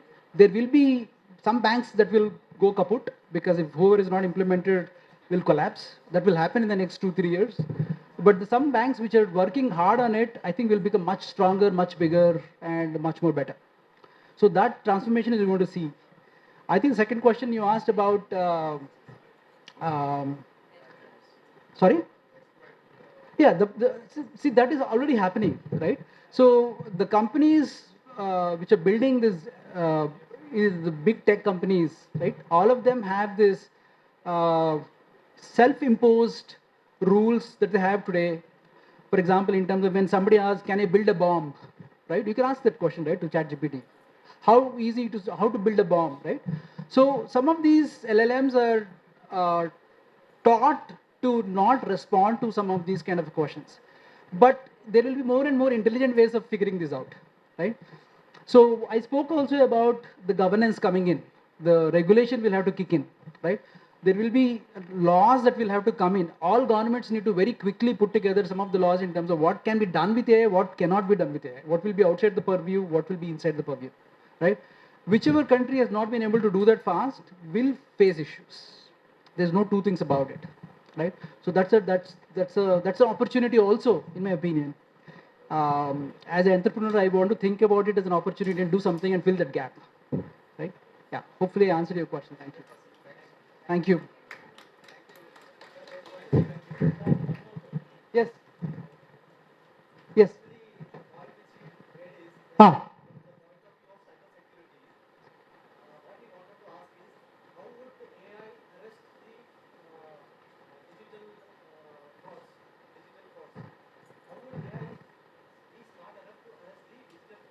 Digital frauds. Yeah.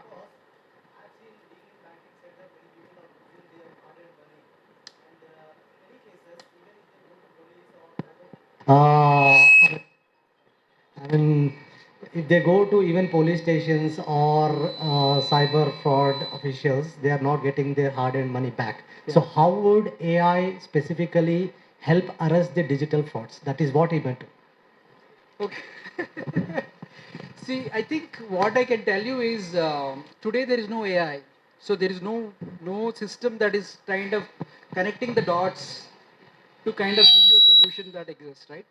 So one system that is probably one system doesn't know the other system in terms of what they're trying to do. So if the fraud is happening in one system, right, the other system which is supposed to monitor from a government has no idea why the fraud is happening. What I believe will happen is once the systems come together, like I talked about the AI integration that happens very closely with the banking system, it'll be much better. Okay, it'll be much better at understanding where the loopholes are. See, AI is very good at pattern matching, right? Which is what humans are very good at. The AI is getting better on a daily basis about matching those patterns, right? The only thing is, if I leave it at only one as a tool to look at only one segment, let's say it's only looking at in banking, maybe only let's say the loans part of it, right? It'll get much better at understanding how to lend loans, to whom to lend loans, what kind of a loans, who will pay, who will not be able to, pay, all of that. You connect that with something like fraud, right? You connect something that with, maybe about enterprise loans, for example, right? I think it'll start understanding what's the difference between these three and try to make a judgment call, right? The best part of, see, the difference between a traditional software and a AI is that traditional software is you give input, there's a process or output. AI is you give input, there's a process, but it learns and the output. So input today will be a different output tomorrow because there is a new learning that happened. So it's like an organism. It's like a software organism that is learning every day, growing every day. So what you build today is not going to be the same tomorrow. You've not done anything different. You've not added any new more code. The same code will give different output tomorrow because it's learning, right? And that's the beauty of an AI system, right? And what happens is that the more frauds that you feed it, the better it gets at understanding frauds and tells you whether that's a fraud or not a fraud, right? So it's about how you teach it, what goes into the AI system, how it learns the system, what guardrails you keep it, is something that's an opportunity. Again, I look at it as an entrepreneur. I see that's an opportunity sitting there for somebody to just crack it, right? Yeah. I don't know if I answered your question, but thank you. All right, thank you. Thank you. Yeah, yeah. I'm sorry. One last question. No problem. Yeah, okay. So, as a Vishwakarmas, we have 5 kinds of. So, we'll do lot of work. We have a creativity, and all everything. So, that creativity and all these things over a period of, I mean, generations times, those are all become gold, and we are switching into the new sectors like a banking, and we are educating and all these things and all.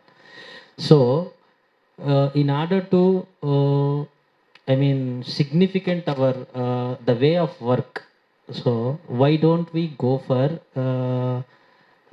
I mean, built a agent for Vishwakarma, like a chart, I mean, built for each and every aspect what they were doing in our, because nowadays AIs are training with lots of petabytes of data over the internet. So they don't even train about the, I mean, specific and private data, and who has a excellent designing all these things. Yeah. So why don't we go for such a kind of new innovations for ourselves to make it bigger in picture, so that we can get a sort of loyalty from the government as well if we do that kind of stuff, so that it will be drastic growth in our community, saying that. So if we have the product like that, then next generations will be a very easy to learn in terms of their regular work, and also they can build, I mean, they can educate, I mean, they can get, I mean, all the data will be from the generations, it will be available for the future. So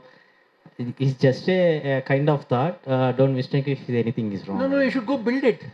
Yeah, If you yeah, have the yeah, idea, you should build it. Yeah, I have 13 years of Java experience. I mean, I'm just stepping stones into the AI and all Please, this world yeah, and all. So yeah. I I mean, just I want to think- share my idea on top of this. Yeah. Yeah, I think, yeah. So it's a great idea. I think, again, data, what you have.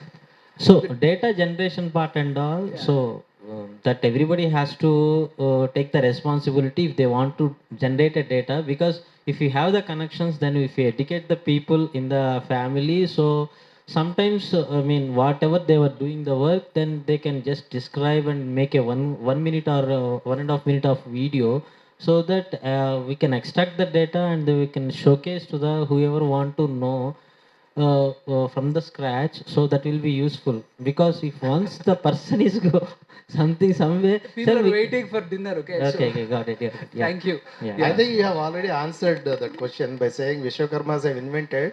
Now it's again us who are going to reinvent it. Reinvent our agent again, so that we can showcase our I mean, skills to the next level. Absolutely, good point. Great point, yeah. Yeah, thanks. Thank you.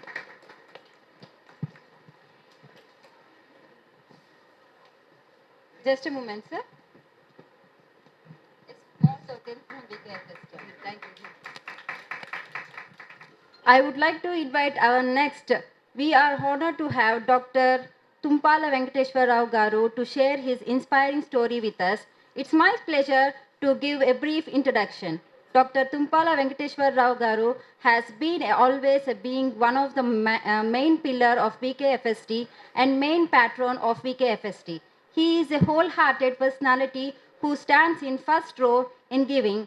He is also one of our golden donor for VKFST Vidya Seva initiative. He came to Hyderabad with just ITI certificate in search of job in late 18th and now stands tall as an industrialist, successfully running Reliance Automation Solutions at Patancheru, a company that manufactures packaging machineries completely designed by Dr. TV Rao Garu, giving employment to hundreds. He received a honorary doctorate in the year 2022. Dr. TV Rao Garu is a self-made man who believed in himself, his design skills, and his excellent capability to solve any complex automation problems with great conviction. He has built his company and thriving. He recently acquired an order from US-based company and traveled to New York to demonstrate his beautiful mission to a beauty and body care company. We invite Dr. TV Rao Garu to share his inspiring story with us. Doctor JMR గారి 70వ జన్మదిన సందర్భంగా ఆయనకి ముందుగా నానివ్వాలి. అలాగే youth meet అనే ఒక కొత్త కాన్సెప్ట్ని ఈ అసోసియేషన్ వాళ్ళు తీసుకొచ్చారు. చాలా that is a unique thought. So I thank each and every committee member in inventing this thought and then implementing at this level. Okay, maybe expected level youth రాకపోయి ఉండొచ్చు. డెఫినెట్గా this is the good startup. So నా entrepreneurship, నా journey గురించి ఇక్కడ అందరికీ తెలుసు. So దాని గురించి పెద్దగా నేను ఎక్కువ చెప్పదలుచుకోలేదు. సో ఇప్పటివరకు మనం మాట్లాడింది ఏంటంటే ఆర్టిఫిషియల్ ఇంటెలిజెన్స్. నేను I'm an opposite guy, I'm a mechanical guy. So I believe like okay, డెఫినెట్గా టెక్నాలజీ మనకు కావాలి, టెక్నాలజీ మనం డ్రైవ్ చేయాలి. కానీ ఏంటంటే టెక్నాలజీని మనల్ని టేక్ ఓవర్ చేసే పరిస్థితి టెక్నాలజీకి రాకూడదని నేను అనుకుంటున్నాను. ఎందుకంటే human skills, especially Vishwakarma skills అనేవి వెరీ వెరీ ఇంపార్టెంట్. ఈరోజు నేను కోర్ ఇంజనీరింగ్లో చాలా అతి తక్కువ మంది కోర్ ఇంజనీరింగ్లో ఉన్నారు. అందరూ కూడా ఏంటంటే టెక్నాలజీ, సాఫ్ట్వేర్ టెక్నాలజీ ఇదంతా కూడా మనం బిల్డ్ చేసింది కాదు, వేరే వాళ్ళు బిల్డ్ చేసిన ప్లాట్ఫామ్ మీద ఆ ఛాలెంజెస్ని మనం సాల్వ్ చేసుకుంటూ మనం మూవ్ అవుతున్నాం. We are not the creators for the artificial intelligence, but we are the creators for the universe. మన యూనివర్స్ని క్రియేట్ చేసేవాళ్ళం. ఆర్టిఫిషియల్ ఇంటెలిజెన్స్ని మనల్ని టేక్ ఓవర్ చేయకూడదు అనేది నా కోరిక. ఎందుకంటే కోర్ ఇంజనీరింగ్లో విశ్వకర్మకి మనకంటూ ఒక ప్రత్యేకత ఉంది. సో నేను చెప్పదలుచుకుంది ఏంటంటే యువతరానికి ఫస్ట్ వాళ్ళ స్ట్రెంగ్త్ని వాళ్ళు ఐడెంటిఫై చేసుకోవాలి. ప్రతి ఒక్కళ్ళకి ఒక స్ట్రెంగ్త్ ఉంటుంది. అది మనకి విశ్వకర్మ ఇచ్చినటువంటి ఒక గొప్ప గాడ్ గిఫ్ట్. సో దాన్ని మనము మనకున్నటువంటి క్యాపబిలిటీస్ ఏంటి, మన స్ట్రెంగ్త్ ఏంటి, మన స్ట్రెంగ్త్ని మనం ఐడెంటిఫై చేసుకోగలిగి దానిలో మనం ముందుకు వెళ్ళాలి. ఎవరో ఏదో చేస్తున్నారని అని చెప్పేసి వెనకాల మనం పరిగెట్టి తర్వాత మనం చేతులు కాల్చుకుని ఈరోజు ఎలా అయిపోయిందంటే చాలామంది సాఫ్ట్వేర్ కంపెనీస్లో ఈరోజు ఉంటే జాబ్ రేపు ఉంటుందా ఉండదా అనే పరిస్థితి చాలామంది, నా పర్సనల్ ఎక్స్పీరియన్స్లో నేను చూసాను. నా సర్కిల్లో చాలామంది సీనియర్ పొజిషన్స్లో ఉంటారు వాళ్ళు, కానీ ఎప్పుడు తీసేస్తారో తెలియదు, ఎప్పుడు ఏమవుతుందో తెలియదు. వాళ్ళు నాతో చెప్తారు వచ్చి, మేము బయటకు వస్తే ఏమి చేయలేమండి అని.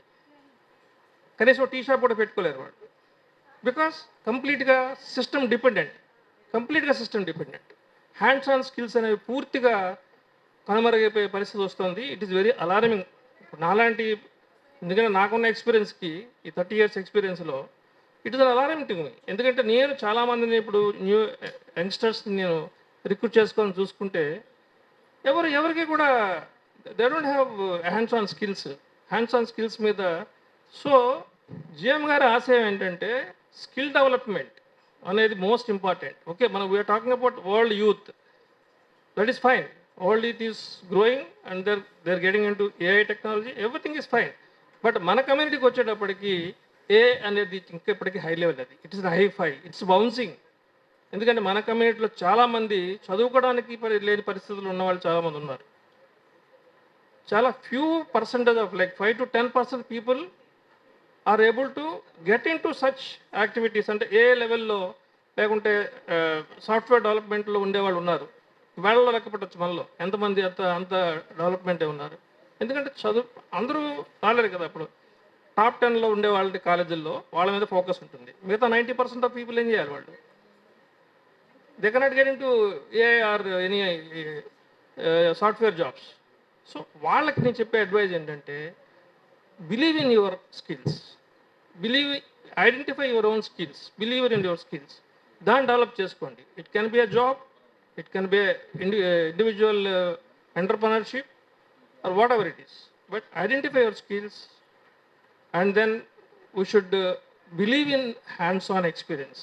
Hands-on experience ఉన్నప్పుడు నేను నా జాబ్ మానేసి 3 నెలలు ఇంట్లో ఖాళీ కూర్చుని మ్యూజిక్ వింటూ కూర్చున్నా, నాకు జాబ్ వస్తుందని వరీ లేదు నాకు, because I believe in me. So we have to build such confidence and each and every youth today. ఎందుకంటే నేను తప్పు పట్టట్లా, టెక్నాలజీని తప్పు పట్టట్లా, కానీ ఏంటంటే ఆ కాన్ఫిడెన్స్ మనం బిల్డ్ చేయగలగాలి. నేను ఇండిపెండెంట్, ఐఎమ్ నాట్ డిపెండెంట్. ఇండిపెండెంట్గా ఉండగల శక్తి మన విశ్వకర్మకు ఉంది. సో ఈరోజు నేను చాలా తక్కువ టైం ఉంది కాబట్టి యూత్కి చెప్పదలసిన సందేశం ఏంటంటే believe in your skills and grow on that. డెఫినెట్గా ఆపర్చునిటీస్ మిమ్మల్ని ఎత్తుకుంటూ వస్తాయి, మనం ఎత్తుకుంటూ పరిగెట్టాల్సిన అవసరం లేదు. That is the power of Vishwakarma. జై Vishwakarma. Go for the next part of the program. Presenting just a moment, presenting Youth Icon Awards which we have just started as one gesture starting this year. So we wanted to, in the name of Dr. GMR Garu, because he likes students, he likes youth, we would like to start this Youth Icon Award. We have identified some few people now, but there will be more to come, and we will continue this trend of identifying outstanding people. We have many outstanding youth in our Vishwakarmans. They have performed so well that they have exceeded their own records. We have wonderful people. So and also we are encouraging who are in the on that path of getting to excellence, trying on their own and then doing on their own. And so we want to do encourage that kind of youth. This is so we want the next program is Youth Icon Awards. I request Dr. TV Rao Garu, Dr. Shanti Krishna Garu, Dr. Prasad Garu to come on to the stage to present Youth Icon Awards. Siddharth Bangaru. He is a cyclist who toured India for 13,000 kilometers. He started from Hyderabad. He traveled from north to south. He traveled Sikkim. He in non-stop 11 months he was on cycle. And he is by profession is HR professional, but he is not an ordinary one. He believed in active mobility and sustainable living, and then he wanted to prove it. Not only his two parents, but to the world around him, that whatever he believed, he wanted to prove that, and he proved it. And he did 11 month starting from 1st September and ended in 31st July 2023, gathering on the way so many experiences that we cannot imagine. He imagined what he wants to be, he believed in himself, and he achieved what he wanted. Thank you, Siddharth. Thank you so much. Next in list is Sri Uma Mahesh Golthi. He is an endurance cyclist and a marathon runner. He is an ex-army man, and he has a steel-like determination and perseverance. So he has been doing a lot of cycling events and marathon events.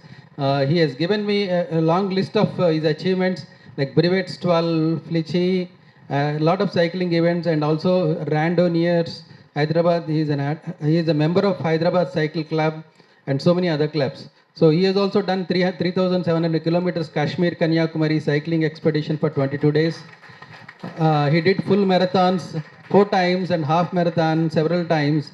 He has really big, we are very proud of him. He happens to be a first cousin of Golthi Mallikarjun Rao Garu.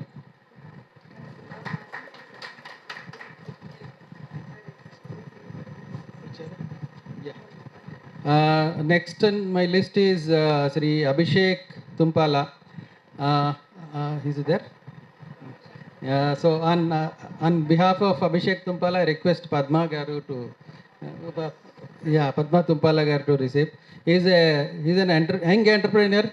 He was working somewhere, but he got that itch in his mind. He started a Sabha cafe at Jubilee Hills.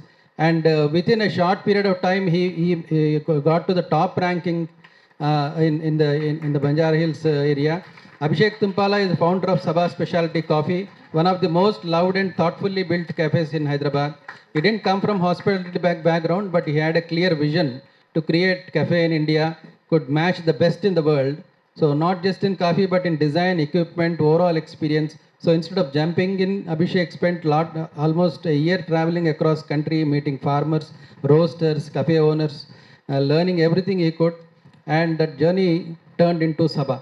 I think he has taken a lot of pains to get there where he is. I think, I think we have to, the youth has to emulate his determination and the way he has done his work.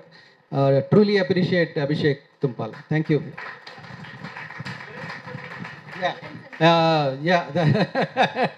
Tumpala Venkateshwara Garu and Padmavati Garu are parents of Abhishek. You want to speak? Yeah, Abhishek Tumpala is my younger son. B Tech MBA చేశాడు. చేసిన తర్వాత marketing డైరెక్టర్గా ఓజోన్టెల్లో work చేశాడు కొద్ది సంవత్సరాలు. తర్వాత నా దగ్గర లాస్ట్ ఇయర్ దగ్గరికి వచ్చి డాడీ నాకు ఇంట్రెస్ట్ లేదు, నాకు కాఫీ బిజినెస్లోకి వెళ్ళాలి ఉందనంటే, ఎక్కడ కూడా మా ఫ్యామిలీస్లో అంటే అట్లాంటి బిజినెస్ కెరియర్లో ఎవరు లేరు ఇంతవరకు. సో ఈ want to get into that. Then I said, okay, I don't want to discourage him. I said, okay, go ahead. So he put all his efforts to, create a unique, brand, Sabha. Today it is trending in Hyderabad. So he has now, he's become top 3 in coffee specialty in road number 82, Sabha Specialty Coffee. I request everybody to visit whenever you go that side.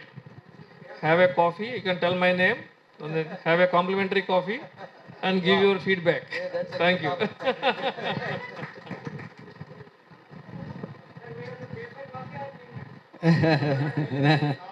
Yeah, it's a complimentary.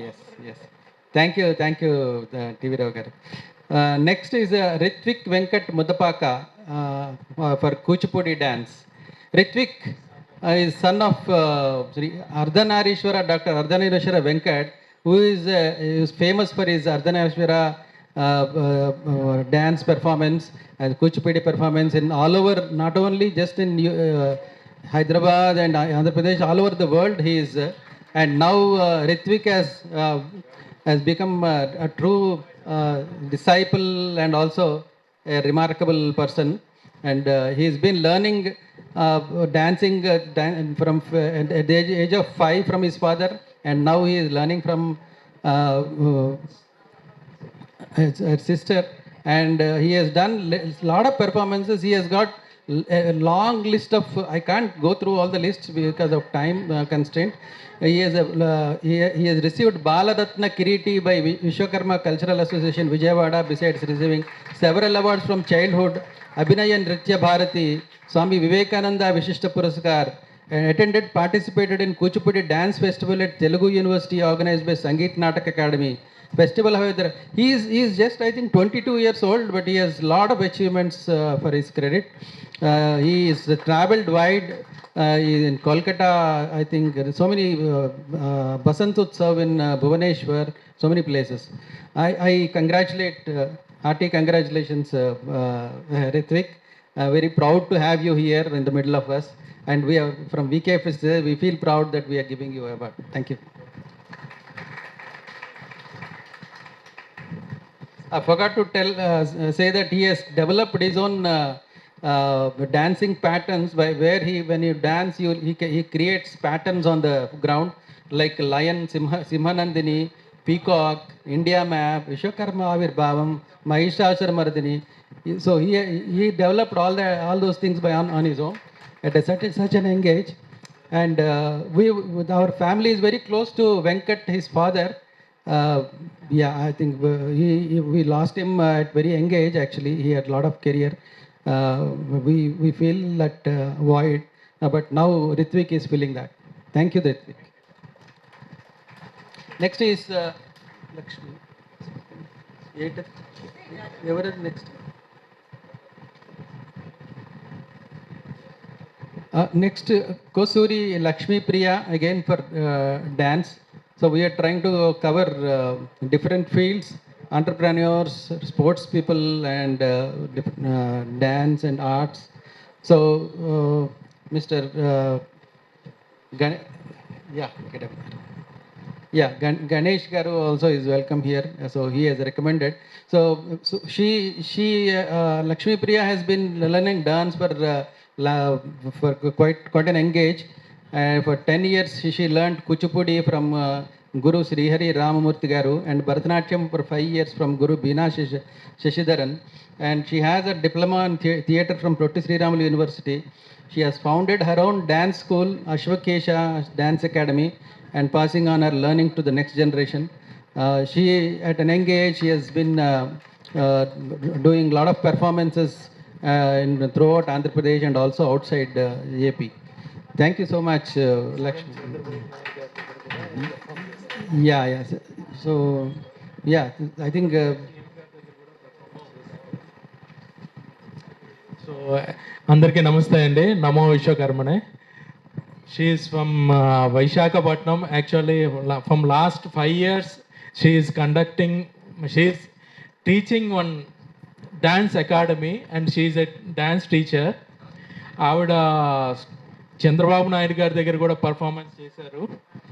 So ఇంకా చాలా programmes చేశారు. చాలా అది we missed it, sorry I could not, నేను share చేయలేకపోయాను. So we have to encourage our Vishwakarma family members, and we have to be proud, and we have to conquer the world. Our Guinness Book record holder is there like him. We have to encourage our people into higher levels in the dance. That is our own, it was created in our Telugu land. Kuchipudi is developed in Telugu land, that is in Andhra Pradesh. Thank you very much. Thank you very much. Thank you, Ganesh Garu. Thank you. Ganesh Garu is from Vishwakarma. His father is a great legendary personality like GMR Rao Garu. So he has been helping us in for VKFST, and we are associated with him for many donations that he is associated with us. Next is in sports category, వాళ్ళ father వచ్చారా Anupoju Charan Ganesh. Charan Ganesh, unfortunately, he told me that he is going to Tirupati for a tournament. Anupoju Ganesh is from an ordinary goldsmith family. His father is here. I think it's more appropriate for his father to receive his award, because he has been the strength for his son. He left Rajahmundry solely for his son, to support his son, to put him in academy. There's very ordinary family, but still looking at the ambition of his son, he has given so much encouragement, and both of them, father and mother, they came all the way here and are helping him pursue his career here. So he is also very young. He started, I think, in 2017 his career, and he has represented in India in Bangladesh Badminton Federation in 2022 as a runner-up. He played Yonex Dutch Junior International at Netherlands. He played Yonex German Junior International at Berlin. Also, his Spanish Junior Open in 2024. He is an All India doubles 4th ranker. He is an All India singles 24th ranker. A quarter finalist as All India Sub Junior ranking badminton in Haryana. Under 17 state level mixed doubles winner at bronze and in singles. And he won bronze medal in 2024 Yonex Sunrise All India Junior ranking badminton tournament. Final selection of badminton Asia Junior Championship 2024 at New Delhi. So he has a bright future. We have been both VESO and VKFST. We also helped him to travel to Europe last year. We wish him all success in his future, and I wish he will bring not only to fame to our Vishwakarma community, but to entire country. Thank you, sir.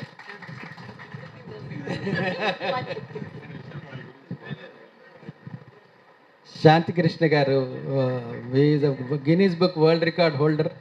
So ఆయన గురించి ఎవరికి చెప్పక్కర్లేదు. I think everybody knows him.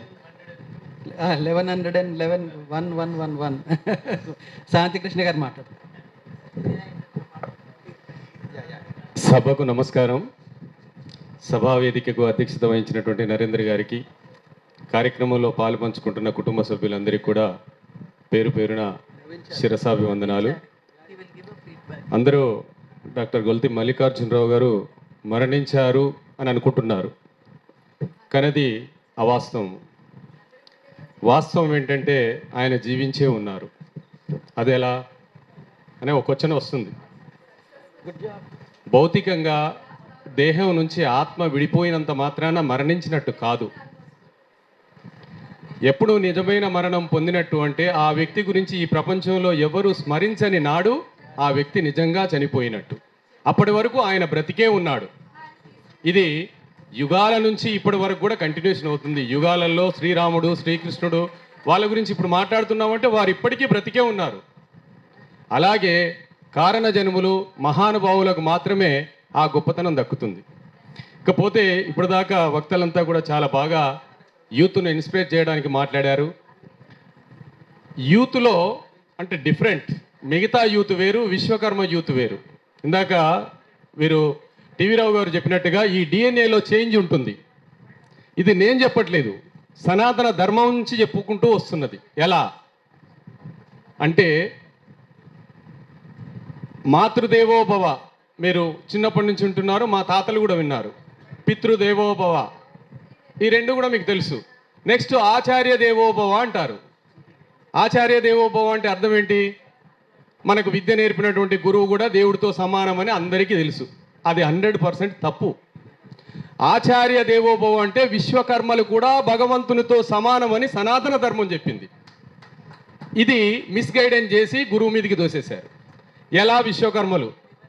ఇది కూడా మీకు doubt రావచ్చు youth, ఎందుకంటే భావి తరాలకు మీరు అందించేవారు, భావి తరాలకు ఈ నిజాన్ని తెలియజేసేవారు. ఎలా అంటే మనం పీజీ వరకు చదువుతాం, పీజీ తర్వాత పిహెచ్డి చేస్తాం. పిహెచ్డి కూడా చేసినటువంటి వాళ్లకు విద్య నేర్పే వాళ్ళు ఎవరంటే ప్రొఫెసర్స్. ఆ ప్రొఫెసర్స్ని తెలుగులో ఏమంటారంటే ఆచార్య అంటారు. అంటే వాళ్ళంత చదివితే కానీ ఆచార్యులు కాలేదు. మనం బై బర్తే ఆచార్యులం. అంటే 75 మార్క్స్ మీరు విశ్వకర్మ కమ్యూనిటీలో పుట్టగానే పొందారు. ఇప్పుడు 35 మార్కులు వస్తే పాస్ కదా, 60 మార్కులు వస్తే ఫస్ట్ క్లాస్ కదా, కానీ 75 మార్కులతో పుట్టారు మీరు. ఆత్మవిశ్వాసంతో ముందుకెళ్ళండి.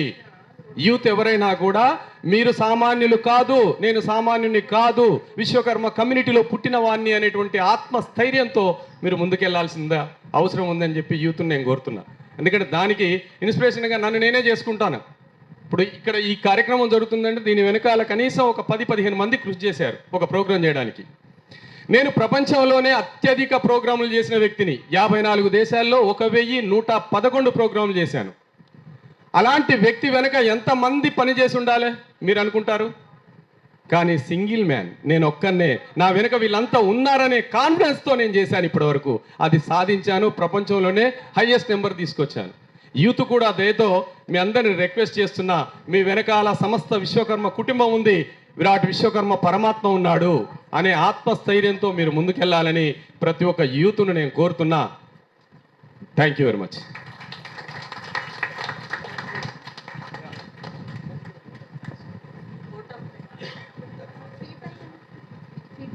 Feedback, Naveen Chari garu, you wanted to talk. Yeah. Because 9:30 they paiki vellakapothe they will close it. So dinner will be a problem. First of all, thank you so much, sir. Wish you a very happy evening all. I congratulate every person who got award and appreciation. Shall we give a good round of applause for all the young youth of Vishwakarma? ఒకసారి గట్టిగా మీ కరతాళ ధ్వనులతో అందరికి కూడా ఒకసారి చప్పట్లతో వాళ్ళని అభినందించండి, ఆశీర్వదించండి. Just quickly, so the idea of GMR గారు, I don't know what is the coincidence. ఈ ఈవెంట్కి రాకముందు, this is the first time I'm coming to this community and this event. ఇంతకుముందు కమ్యూనిటీ ఈవెంట్స్ అంటే like I'm not very much part in to that, but this is the first time I'm seeing which is very much productive and which is into entrepreneurship, which is into education. So I'm so happy to be part of this community meeting today. By the way, I'm Naveen Chari Poloju. I'm an Impact Certified Trainer, Personality Development Manager, and I take personality development sessions and also motivational classes to the students and employees. I'm so glad to be part of this community and this Vedika today. And today I would like to say one thing. Whatever there in our life today comes from our thought. Agree? అంతేనండి? మీ జీవితంలో ఉన్న ప్రతి ఒక్కటి మన ఆలోచన నుంచే వచ్చిందా? ఇప్పుడు సార్ 11,111 సెషన్స్ 54 దేశాల్లో చేశారు. ఈ కోటు ఒకప్పుడు నేను నా ఒంటి మీద లేదు, ఎక్కడో షాప్లో ఉంది. ఇది వేసుకుంటే బాగుంటుంది అనుకున్న ఆలోచన నుంచే కదా ఇది వచ్చింది. మీరు వేసుకున్న బట్టలు, మీ మొబైల్స్, మీరు ఇవన్నీ కూడా మనం అనుకున్న థాట్స్ నుంచే వచ్చాయి. జిఎం గారి యొక్క థాట్ ఈ విశ్వకర్మ ఫౌండేషన్ అండ్ సేవా ట్రస్ట్ అనేది భవిష్యత్తులో చాలా ముందుకు వెళ్తుంది అన్న ఆలోచన నుంచే ఇంత గొప్ప విషయాలు వచ్చాయి. కాబట్టి what I suggest each and every person, whether it is a youth or old అని నేను అనను, విత్ మోర్ ఎంపవర్డ్ పర్సన్స్ అంటాను. సో మీరందరూ కూడా మీరొకటి విజువలైజ్ చేసుకుంటే, మీరొకటి ఇవాళ సంకల్పం చేస్తే ఖచ్చితంగా మన జీవితంలో అయ్యి తీరుతుంది. ఎందుకంటే ఇప్పటి వరకు మన జీవితంలో ఉన్నాయన్నీ కూడా విజువలైజేషన్ వల్ల వచ్చినవే. ఫర్ ఎగ్జాంపుల్, ఒక క్లాస్ రూమ్లో 40 మంది స్టూడెంట్స్ ఉంటే అందరికీ టీచర్ ఒకలాగే పాఠం చెప్తే, ఆకాశంలో ఎగురుతున్న పక్షిని చూపిస్తే అందరూ పక్షిని చూసి పాఠం అర్థమైంది అర్థం కాలేదు అంటే ఓన్లీ 1 పర్సన్ అబ్దుల్ కలాం గారు ఏం చేశారంటే, ఆయన నేను కూడా ఆకాశంలో పక్షిలాగా ఎగరాలి అని అనుకున్నారు, మిస్సైల్ మ్యాన్ ఆఫ్ ఇండియా అయ్యారు. అట్లానే స్వామి వివేకానంద ప్రతిరోజు పడుకోబోయే ముందు చక్రవర్తిలా అయినట్టు ఒక కళ, లేదా చాలా బికారి రూపంలో సన్యాసిగా ఉండి మొత్తం సామ్రాజ్యాన్ని మొత్తం తన వాక్ చాతుర్యంతో ఏలుతున్నటువంటి ఒక కళ కనిపించేది. ఆ ఒక్క థాట్తోనే ఆయన భారతదేశమే కాదు, చికాగో సమ్మిటే కాదు, అన్ని దేశాల్లో కూడా సార్ తిరిగారు కాబట్టి సార్ తెలుస్తుంది. ఎందుకంటే అక్కడికి వెళ్ళినప్పుడు ఏం ఛాలెంజెస్ ఉంటాయి అనేది. But it started from single thought, not from the money. అలాగే మన సోదరుడు ఒకటి చెప్పారు, ఏమని చెప్పారంటే, ఇంతమంది కూడా మనం ప్రసంగం అంతా విన్నాము, బట్ ఆయన ఒక క్వశ్చన్ రేజ్ చేశారు, ఒక థాట్ రేజ్ చేశారు. ఏంటంటే విశ్వకర్మ ఏజెంట్ అనే ఒక థాట్ ఎందుకు రాకూడదు? May know your name brother? Sir, Vishwakarma agent idea ఇచ్చిన వాళ్ళు. Sir, your good name? Balasubrahmanyam గారు. ఆ థాట్ అనేది కూడా నేను ఇంతకుముందు చెప్పినట్టుగా సో మెనీ విజువలైజేషన్స్ థాట్స్ లాగా పవర్ఫుల్లే. అది కూడా ఒకప్పటికి కంపల్సరీ ట్రూ అవ్వాలని నేను మనస్ఫూర్తిగా కోరుకుంటున్నాను. Shall we all say with a big voice, more power to Balasubrahmanyam గారు, మోర్ పవర్ టు యూ అని చెప్తామా మనం? Shall we raise our voice? Who will say with me? Thank you ma'am, Sushma ma'am. More power to you sir. More power to you. అలాగే ఇంత గొప్ప event organise చేసినటువంటి first founder అయినా, తర్వాత ఇప్పుడు నాకు తెలిసి నరేంద్ర గారు and team and every volunteer and whoever supported this team and technology and even the host Sushma garu and every person, really I did not expect వీళ్ళందరూ కూడా ఇంకా మోర్ పవర్ ఉండాలండి, ఇంకా చాలా వాళ్ళు గ్రేట్ అవ్వాలని నేను మనస్ఫూర్తిగా కోరుకుంటున్నాను. I'm so lucky to be in this stage. I will continue since it is a very less time. నా ఐడియాస్ అన్నిటిని కొలేట్ చేయలేదు. If you want to learn more about visualisation, gratitude, affirmations and personality development, please follow me and you can contact me anytime. My name is Naveen Shari Poloju. My number is 9912154819. Thank you so much. Jai Vishwakarma. Jai Jai Vishwakarma. Thank you. Thank you sir. Thank you Naveen garu. So we no yes. Dinner chesna. I invite TV Rao garu to the dais to give this scholarship to Petla Karthik. I request Petla Karthik to come on the dais.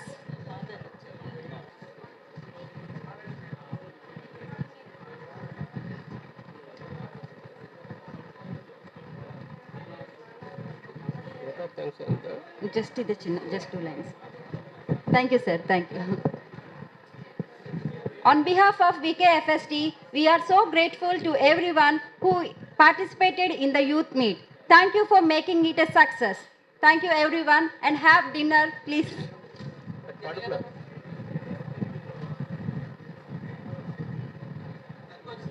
I request Mrs. Scholarship Shailaja madam. Okay. I request Shailaja madam, who is the chairperson of this trust. Lakko Juice Siddharth.